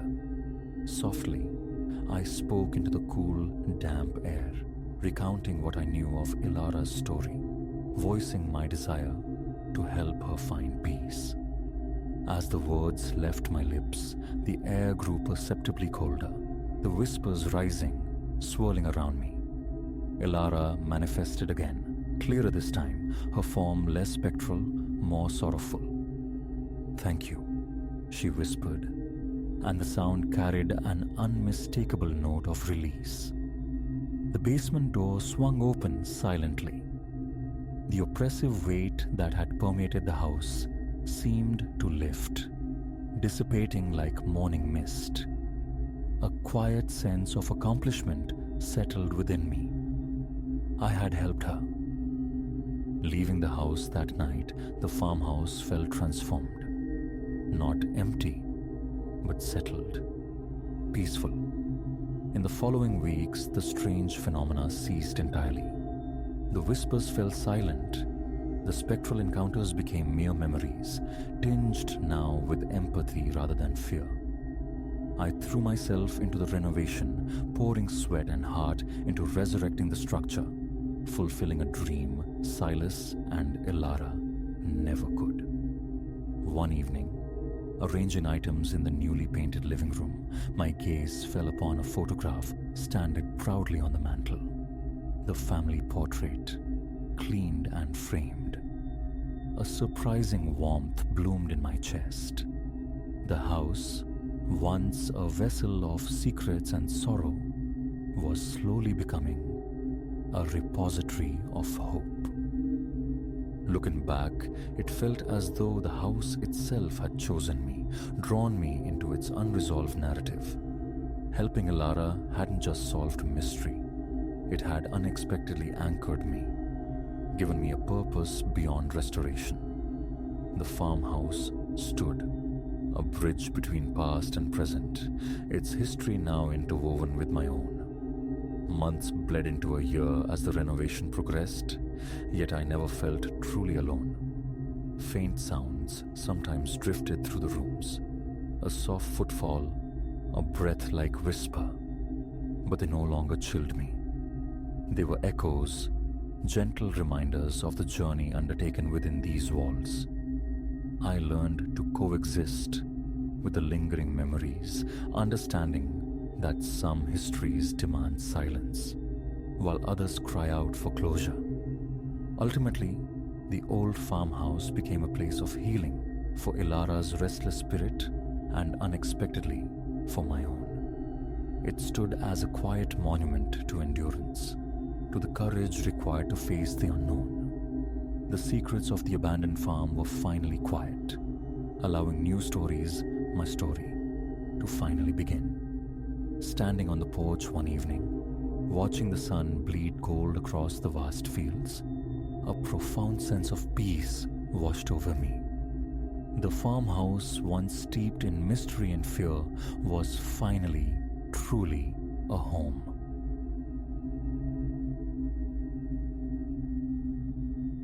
A shriek ripped the seams of the night. A sound scraped raw from a throat not meant for speech. It wasn't human. It was agony distilled. A sonic ice pick that plunged into my chest, arresting my heart mid-beat. I stood paralyzed in the threshold glow of Agnes Holloway's living room. The house key a cold, trembling accusation in my palm. In that instant, the mundane errand warped, revealing the jagged edges of something profoundly wrong. It began, as such things often do, under the guise of simple kindness. Agnes, my neighbor, a woman etched with the gentle lines of age and residing next door these past 3 years, needed someone to look after her place. A week's visit to her daughter. Of course, I'd said yes. She was the archetype of neighborly warmth, purveyor of oven-fresh scones and vigilant waterer of my neglected ferns. The initial days unfolded with quiet predictability. Morning visits before the office grind to replenish Jasper the cat's bowl. Evening check-ins punctuated by the rumble of his purr. Agnes's bungalow was a time capsule. Crocheted doilies adrift on polished wood, wallpaper blooming with faded roses, the air thick with the almost suffocating sweetness of lavender. A grandmother's sanctuary, precisely as expected. But a fourth night bled differently. Dinner finished at my own table. I ambled across the lawn towards Agnes's as twilight draped long, melancholic shadows over the sleeping street. An anomaly snagged my attention. The heavy drawing of the front window drapes. Agnes cherished the light. She never veiled her windows. A flicker of unease, dismissed. Perhaps Jasper, that fluffy agent of chaos, had been scaling the fabric. I turned the key, the lock yielding with a soft click. Pushing the door inward, I called into the familiar space. Jasper? Little shadow, where are you? Silence answered, dense and absolute. Usually Jasper materialized, a furry question mark winding around my ankles, vocalizing his demands for pets or sustenance. Tonight, only stillness. A cold knot tightened low in my belly. I navigated deeper into the house, towards the living room steeped in gloom. My fingers found the switch, flicking it. Light flooded the space, and a sharp gasp escaped me. Chaos reigned where meticulous order once resided. Picture frames lay face down, casualties on the carpet. A porcelain shepherdess lay shattered, her pastoral smile mocking the scene. Vicious gouges, far deeper than any feline mischief could inflict, savaged the floral print armchair. My pulse hammered against my ribs. A break-in? Yet, incongruously, nothing of value seemed absent. The television stood sentinel. Agnes's cherished silver service gleamed undisturbed on the sideboard. My mobile felt heavy in my hand, my thumb hovering over the emergency number, when a sound slithered through the quiet, a faint, persistent scratching from behind the basement door. Jasper? My voice was a thin, reedy thing. That you, boy? The scratching ceased instantly. A low growl replaced it, guttural and resonant, raising the fine hairs along my arms and neck. Definitely not Jasper. Every instinct screamed retreat, flee, dial, report. Yet a toxic blend of curiosity and a misplaced concern for the cat anchored me there. Hesitantly, I drifted towards the basement door, the growling intensifying with each step, a palpable vibration in the air. My hand, slick with sweat, closed over the cool brass knob. A breath held, a turn initiated. The door didn't open. It exploded inward, slamming into me with brutal force. I hit the hardwood floor hard, stars bursting behind my eyes. Through a swimming haze, a shape emerged from the Stygian depths below. Large, dark, it moved with a jerky, uncoordinated gait that was neither human nor wholly animal. As my vision stuttered back into focus, details sharpened into nightmare clarity. Patches of matted, greasy fur clinging to limbs that bent at impossible, sickening angles. Eyes, twin embers of jaundiced light. fixed on me from the shadows of its skull. It resembled nothing catalogued by nature, not wolf nor bear, but some hideous confluence, a sculptor's fever dream given flesh. A choked sob tore from my throat as I scrambled backward, crab-like, across the polished floorboards. My heart felt like a frantic bird trapped within my ribs. The creature advanced, unhurried, saliva glistening on jaws disproportionately vast for its head. Those luminous yellow eyes held a terrifying, alien intelligence. And then came the scream I'd first heard outside. Closer now, more visceral. That bone-splintering, soul-shredding cry erupting from the creature as its maw stretched impossibly wide. Shock, paradoxically, lent me speed. I surged to my feet, propelled by pure adrenaline, legs pumping faster than I knew they could. Behind me, the scrape and click of claws on wood spurred me onward. I reached the front door, my fingers numb and clumsy as they wrestled with the deadbolt.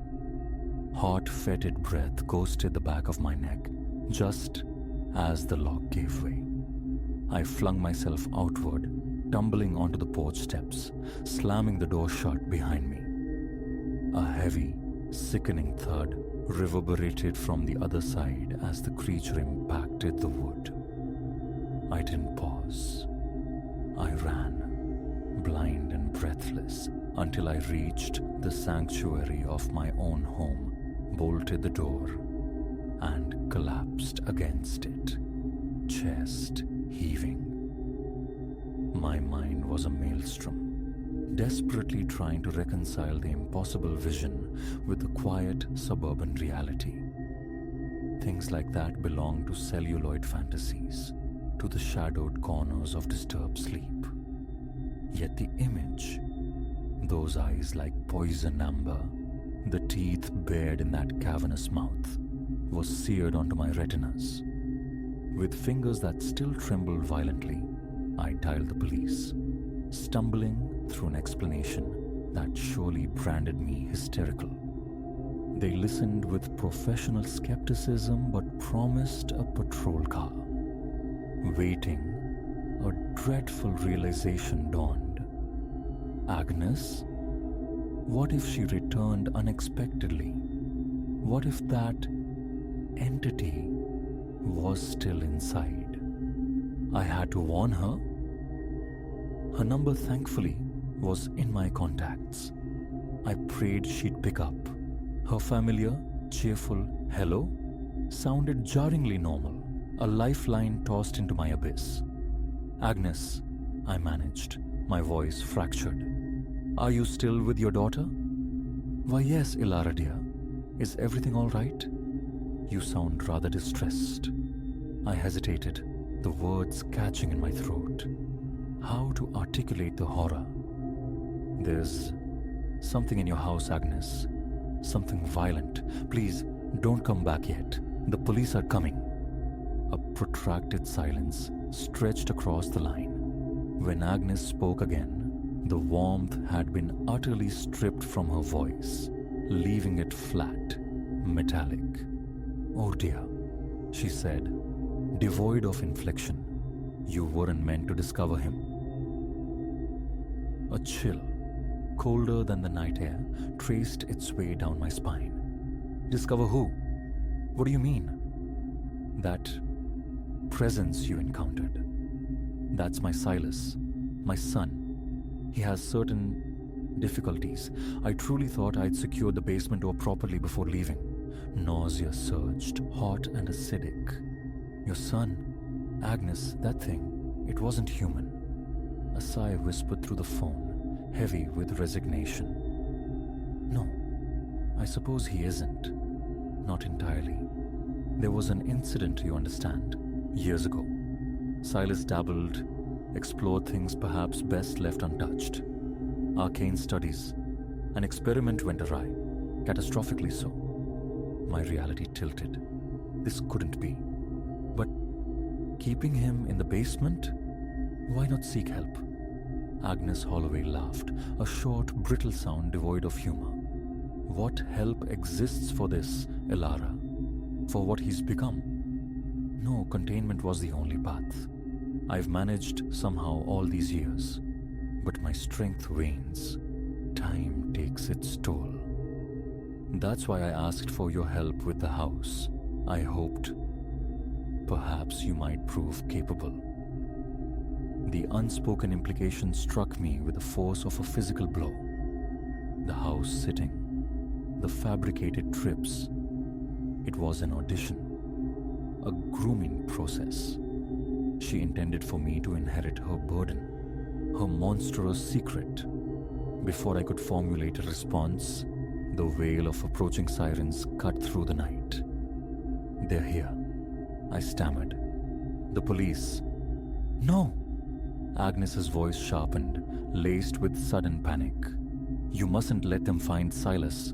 Elara, please, protect him. I ended the call, the phone slipping in my sweaty grasp. Outside, flashing blue and red lights painted the houses in stark, rhythmic pulses. Officers approached Agnes's bungalow, weapons drawn, moving with cautious, tactical precision. A moment of tense silence hung in the air, then shattered as that same unearthly scream clawed its way into the night once more. Shouts erupted, the sharp crack of gunfire. More screams, agonized and inhuman. I slid to my kitchen floor, hands clamped over my ears, trying futilely to block the sounds of the chaos unfolding next door. My quiet street, my predictable life, had become the epicenter of a nightmare. Eventually, the cacophony subsided, replaced by an eerie quiet punctuated by radio chatter. Peeking through the blinds revealed Agnes's home, now starkly outlined by yellow police tape. Ambulances stood nearby, their open doors like waiting maws. Figures moved, carrying shrouded burdens. Later, a detective, his face etched with weariness, came to take my statement. I recounted everything. The arrangement with Agnes, the horrifying discovery, the chilling phone call. He listened intently, his expression grim, making sparse notes. You're damn lucky, he said when I finished, his voice low. Found 3 officers down inside. Whatever that thing is, it's ferociously strong. Did you stop it? The question fell thick on my tongue, uncertain if I craved the answer. His face darkened further. Unclear. Hell of a mess in there, blood everywhere. But no body matching your description. Could have slipped out back into the woods. We've got teams searching.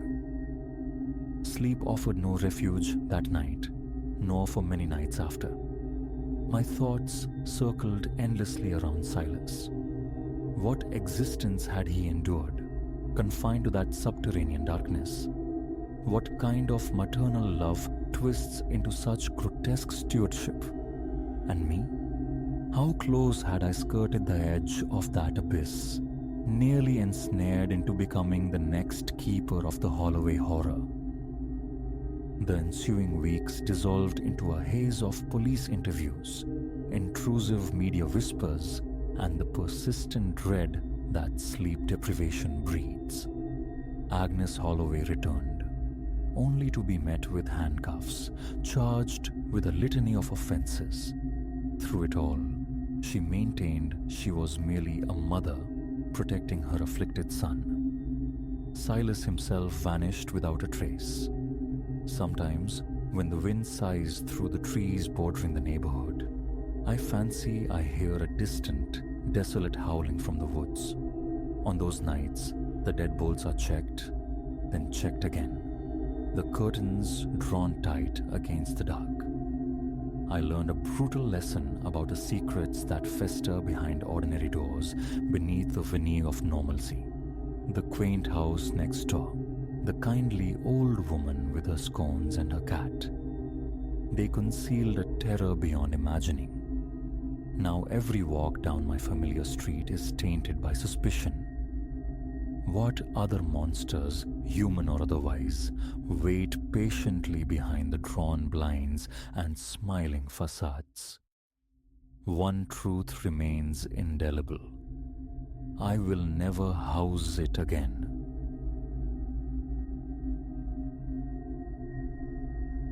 It manifested 3 nights after I'd unpacked the last box into my 8th floor perch on Astor Place. A silhouette pressed against the window pane directly opposite mine, simply observing. A flicker in my peripheral vision, almost dismissed. I'd been adrift in the blue light of my phone, sprawled on the mattress, when some instinct compelled my gaze upward. The shape remained utterly still, its attention fixed. I blinked, a hard, deliberate reflex, and the window across stood empty once more. The following night, it returned. Cities have been my ecosystem. The concrete sprawl of Chicago, the vertical crush of New York, and now this rain-slicked corner of Seattle. You absorb the urban dweller's code by osmosis. Avoid eye contact on the light rail. Feign deafness to the arguments bleeding through thin plaster. Above all, avert your gaze from the illuminated rectangles of strangers' lives. Yet this presence defied convention. Night after night, it materialized, rooted to the identical spot.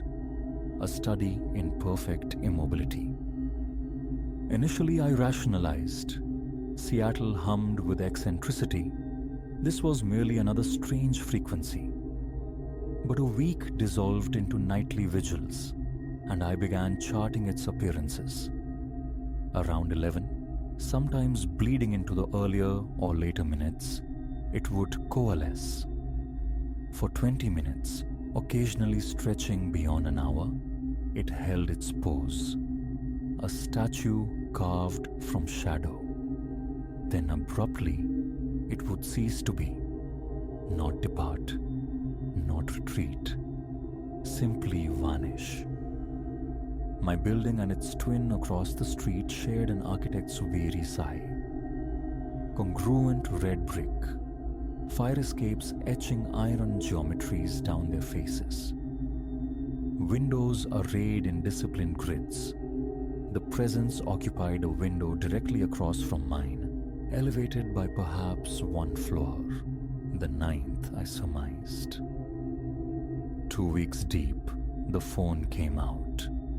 Documentation. The resultant images were useless smudges, indistinct blooms of darkness against the glass, hinting only at a vaguely humanoid form. Video fared no better. My camera surrendered to the gloom and distance. It was the stillness, the sheer lack of motion that burrowed under my skin. Humans fidget. They shift their weight, consult unseen devices, scratch phantom itches. This was absolute stasis. Binoculars followed. Not for voyeurism, I assured myself, but reconnaissance, threat assessment. The first attempt, my hands betrayed me, trembling so violently the cityscape swam. When focus finally snapped sharp, a gasp escaped me. The figure wasn't merely dark-clad. It was absence itself. A human-shaped tear in the fabric of sight. No discernible features, no clothing texture, just pure, unreflective void contoured into a person. I took to drawing my blinds, heavy canvas barriers against the night. Yet a feeling persisted, an unseen pressure, a gaze penetrating walls. Lying rigid in bed, eyes fixed on the textured ceiling, I knew a single peek through the slats would confirm its presence. Sometimes a faint tick, tick, tick seemed to brush against the pane. But investigation always revealed only empty air and city noise. A month of this spectral siege eroded my resolve. I sought out Sal, the building custodian, a fixture in the lobby's ecosystem, usually found navigating the pages of a dog-eared paperback in his cramped office near the mail slots. He possessed an encyclopedic knowledge of the tenants. Sal, I began, aiming for nonchalance. Odd question. Who's in the apartment facing mine over in the Argent? 9th floor, east side. Sal lowered his novel. 9th East? Been vacant for ages, that whole level. Some hold up with the renovations the new owners started. A chill traced my spine. Vacant how long? Let's see. He stroked his grizzled chin. Arjun got bought out. Must have been January. New conglomerate cleared everyone out, planning a full gut job. Ran smack into permit hell, I heard. Been sitting empty since February, give or take. Positive no one's been inside? Well, crews were tromping around early on, but they pulled out when the city put the brakes on things. Place has been sealed, impenetrable, since April, maybe May. He squinted. Something going on? Just curious, I managed. Appreciate it, Sal. Upstairs again, sweat slicked my palms. I paced the confines of my apartment until dusk bled into true night, then forced myself toward the window. It was there. Different though. Closer. Dark hands, impossibly long fingers splayed wide, were pressed flat against the inside of the glass across the street. As I stood paralyzed, it inclined its head slowly, deliberately, to a grotesque cant, the angle of something broken. I yanked the blinds shut with a rattling finality and booked a room downtown. A frantic grab for essentials, clothes, laptop, and I practically sprinted from the building. The night passed in the sterile anonymity of a hotel room, each unfamiliar creak and groan amplifying my terror. Morning light brought a wave of self-recrimination. Stress, obviously. New city, new pressures, solitude. My psyche was projecting. I returned to Astor Place, steeling myself with rationality. Through the window, in the flat grey light of day, it remained. Hands against the glass, head tilted at that sickening angle. The police were my next recourse. Someone trespassing in the vacant Argent building, I reported. They promised a patrol car. From my window, I watched 2 uniformed officers disappear into the Argent's entrance. 20 minutes crawled by before they emerged, followed shortly by my phone ringing. We swept the entire 9th floor, sir. The officer's voice was flat, professional. Apartments are completely bare. No forced entry, no squatters, nothing disturbed. Every window is locked tight from the inside. Are you certain about what you saw? I mumbled my thanks and disconnected. The figure was gone now, but its absence felt temporary. The rest of the day dissolved into a feverish online search for the Argent's history. Fatalities, strange occurrences, anything. Nothing surfaced beyond the mundane urban strata stretching back to the roaring 20s. That night I waited. 11 o'clock chimed silently on my phone. Nothing. 11:30. Still empty. A fragile tendril of relief began to unfurl. Perhaps it was just hallucination. Perhaps the police presence had been a deterrent. At midnight, I risked a breath. Then came the tapping. Not from across the street, from my window. Slowly, I turned.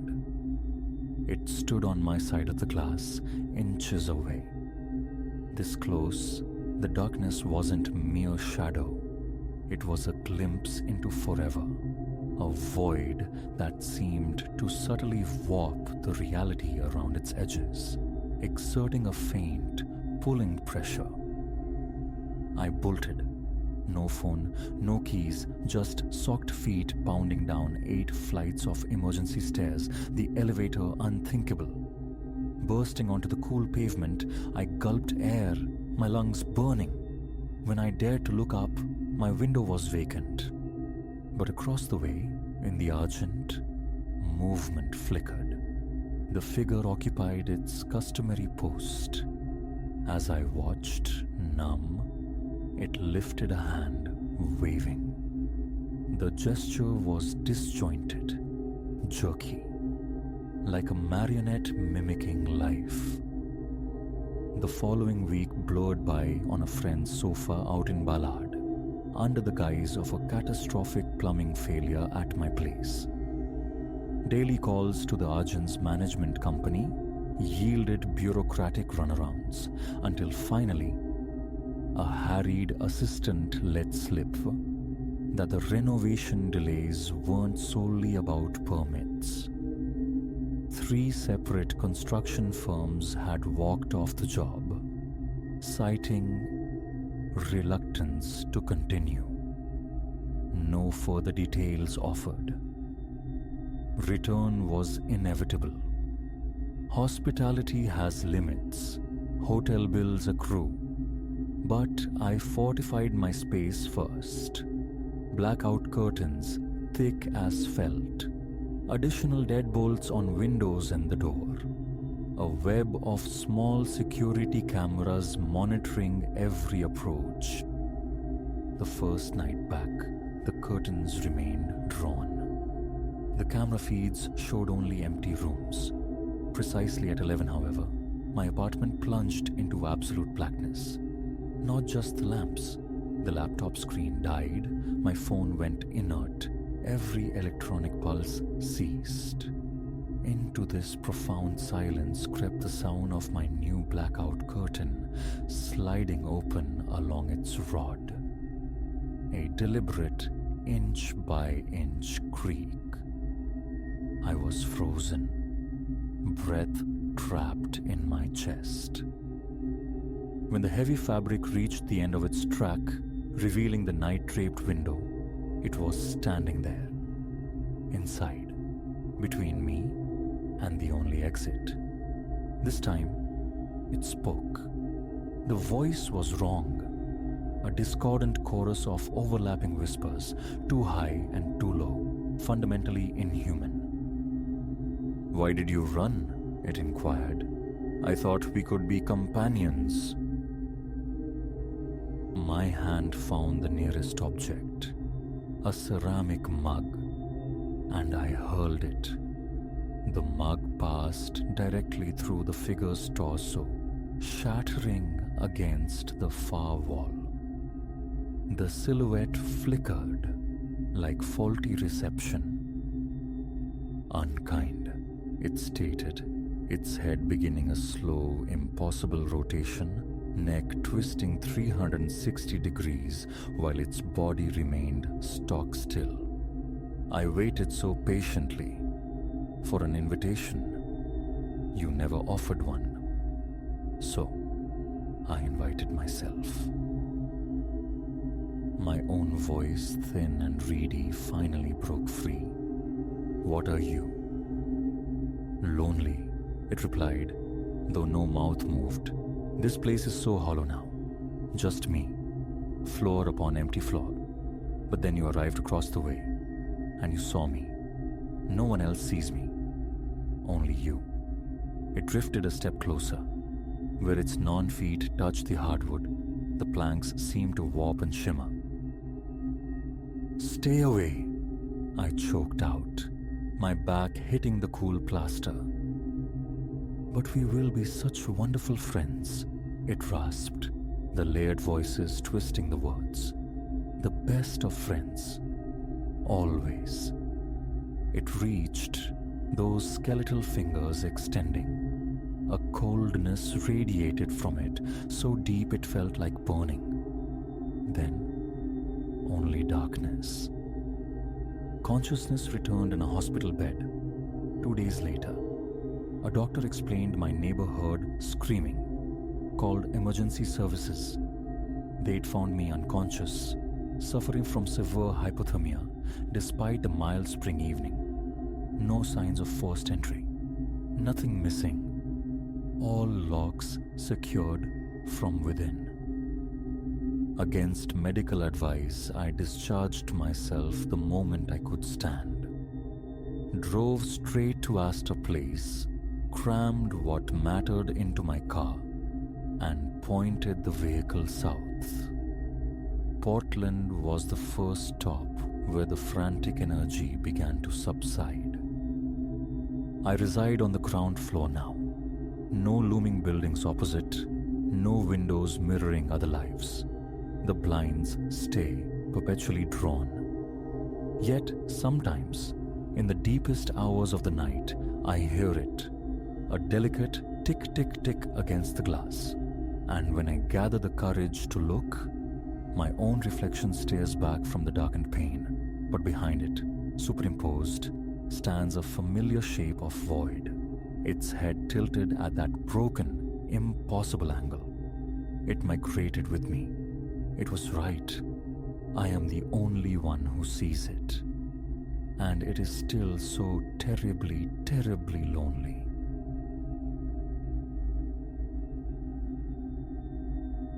A whisper-thin click, metallic and alien in the 3 a.m. stillness, arrested my hand inches from the light switch. My apartment, my sanctuary, was supposed to be empty, save for me. A glacial dread trickled down my spine as I pivoted, slow as melting ice, towards the source.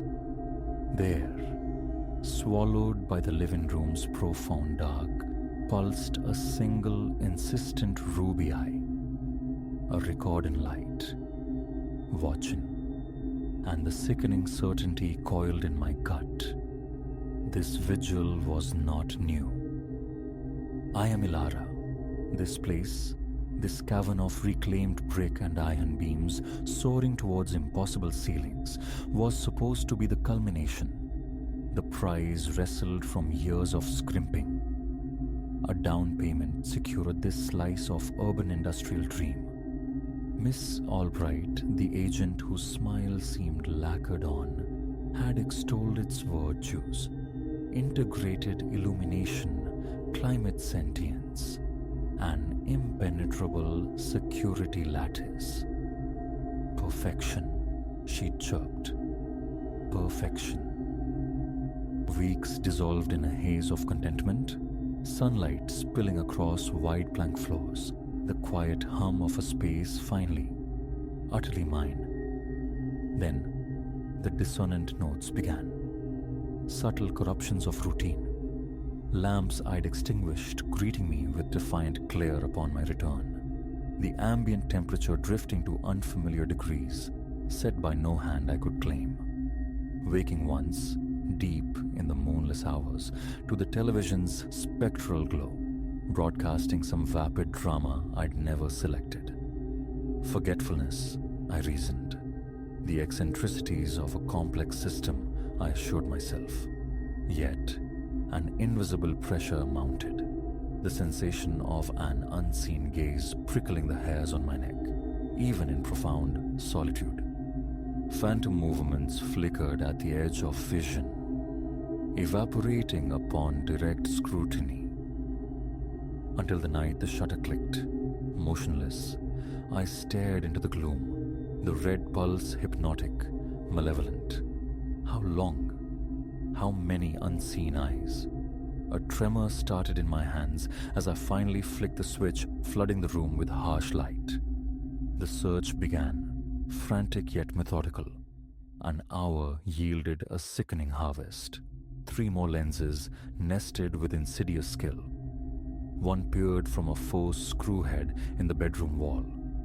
Another masqueraded as a smoke detector's sensor in the bathroom. A third tucked beneath the kitchen counter overhang. Tiny apertures onto my life. The violation was a physical ache, a cold contamination. Who was doing this? And why me? My fingers hovered over my phone, the impulse to dial emergency services warring with a sudden, chilling intuition. What if the network wasn't just in my walls, but was the walls, the system itself? This felt orchestrated, vast. No escape first, understanding later. Feigning normalcy became an act of sheer will. Into a duffel went essentials, clothes, toiletries, my laptop. Movements kept deliberately casual. A call to my friend, Chloe. Voice pitched light, breezy. Need a change of air, I lied. The tremor beneath the words hopefully imperceptible. As I waited for the elevator, the gazes of my neighbors, the elderly Hawthorns across the hall, Julian, the sharp-suited professional next door, felt unusually penetrating, weighted with unspoken knowledge. Days bled together at Chloe's, fueled by caffeine and rising panic. The feeling of being observed persisted, a phantom limb of paranoia. Online searches plunged me into a rabbit hole of covert technology, stalking forums, accounts of inexplicable electronic phenomena citywide, dismissed as glitches, anxieties. But I recognized the pattern. Armed with a borrowed signal detector, a white lie about a suspicious ex placating my tech-savvy colleague, I returned to the loft under the pretext of collecting more belongings. The moment I crossed the threshold, the detector shrieked. Not just cameras, microphones too. The air hummed with clandestine signals, emanating not just from within my unit, but from the very bones of the building. My heart hammered against my ribs as I traced the electronic spore downwards into the building's subterranean depths. It led to an unremarkable locked door marked Utility Access, Restricted. The detector disagreed vehemently. This was the nexus. Prudence screamed retreat, call someone, anyone. But a desperate gnawing need to know eclipsed reason. Skills gleaned from frantic late-night video tutorials guided my trembling fingers. The lock yielded with a soft snick. Inside, the breath hitched in my throat. Banks of monitors glowed in the dimness, a mosaic of stolen lives. My neighbors oblivious in their kitchens, their bedrooms, my own empty living room, stark under unseen scrutiny. But the feeds sprawled further. Bustling office floors, intimate restaurant tables, sun-drenched park benches, a city laid bare, every corner under observation. Lost in the horrifying panorama, I didn't hear him approach. I turned, startled, to find Julian leaning against the doorframe. No surprise flickered in his eyes, only a kind of calm appraisal. We wondered when you'd piece it together, Elara, he murmured, his voice smooth, unnervingly placid. You possess a keener perception than most. It's why you were selected. Selected? The word was a dry rasp. For what? A smile touched his lips, devoid of warmth. To join us, naturally. Your residency here, Your reactions, it was all an evaluation. You've proven suitable. As he spoke, shadows detached themselves from the corridor. The Hawthorns, Miss Albright, Silas, the barrister who knew my coffee order by heart. They formed a silent semicircle, their collective gaze intense, proprietary. "What is this?"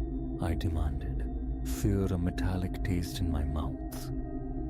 "Some twisted club?" Julian chuckled softly. "Hardly, Elara. Think, Randa. We are the sentinels. We observe, we comprehend. And now you are inducted." My thoughts fractured. This reality felt thin, nightmarish. Yet the screens glowed. Irrefutable proof. And if I decline, I whispered, the answer already settling like frost in my veins. His smile iced over. "Refusal isn't part of the protocol, Elara. You understand too much. You stand with us or... well, disruptions to the network are dealt with decisively." Cornered, suffocated, yet shamefully, a sliver of morbid curiosity stirred. The sheer scale of it, the power inherent in such knowledge, it held a dark magnetism. What is required? The question escaped before I could censor it. A subtle easing rippled through the group. "For the present, resume your existence. Maintain appearances. Your first directive will arrive in due course." Emerging from the basement felt like surfacing from impossibly deep water. The world outside was unchanged, yet utterly transformed. My life, irrevocably cleaved. Weeks became a performance under constant scrutiny. I moved through my days, acutely conscious of the hidden lenses, the silent microphones. But now I saw them everywhere, nestled in streetlights, disguised in shop displays, the unnervingly focused stares of certain strangers. I wasn't just watched. I was becoming a watcher myself. Then, the directive, a plain manila envelope slid beneath my door. Inside a name, coordinates, and instructions, plant a micro camera at the designated location. My hands trembled, holding the tangible proof of my entanglement. A precipice. Comply, assimilate into the unseen machine. Forfeit authentic life for omniscience. Or resist, expose them, and face annihilation. As I record this, etching these words into the digital ether, the choice remains suspended, a blade poised above me. But clarity on one point is absolute. The fabric of reality is interwoven with observation. The world is an open stage, populated by myriad unseen eyes. Once awakened to this truth, the sanctuary of ignorance is lost forever. So when that prickling sensation crawls up your spine, the feeling of being watched in your solitude, heed it. In this meticulously monitored age, perhaps paranoia is simply perception, sharpened to a survivalist edge.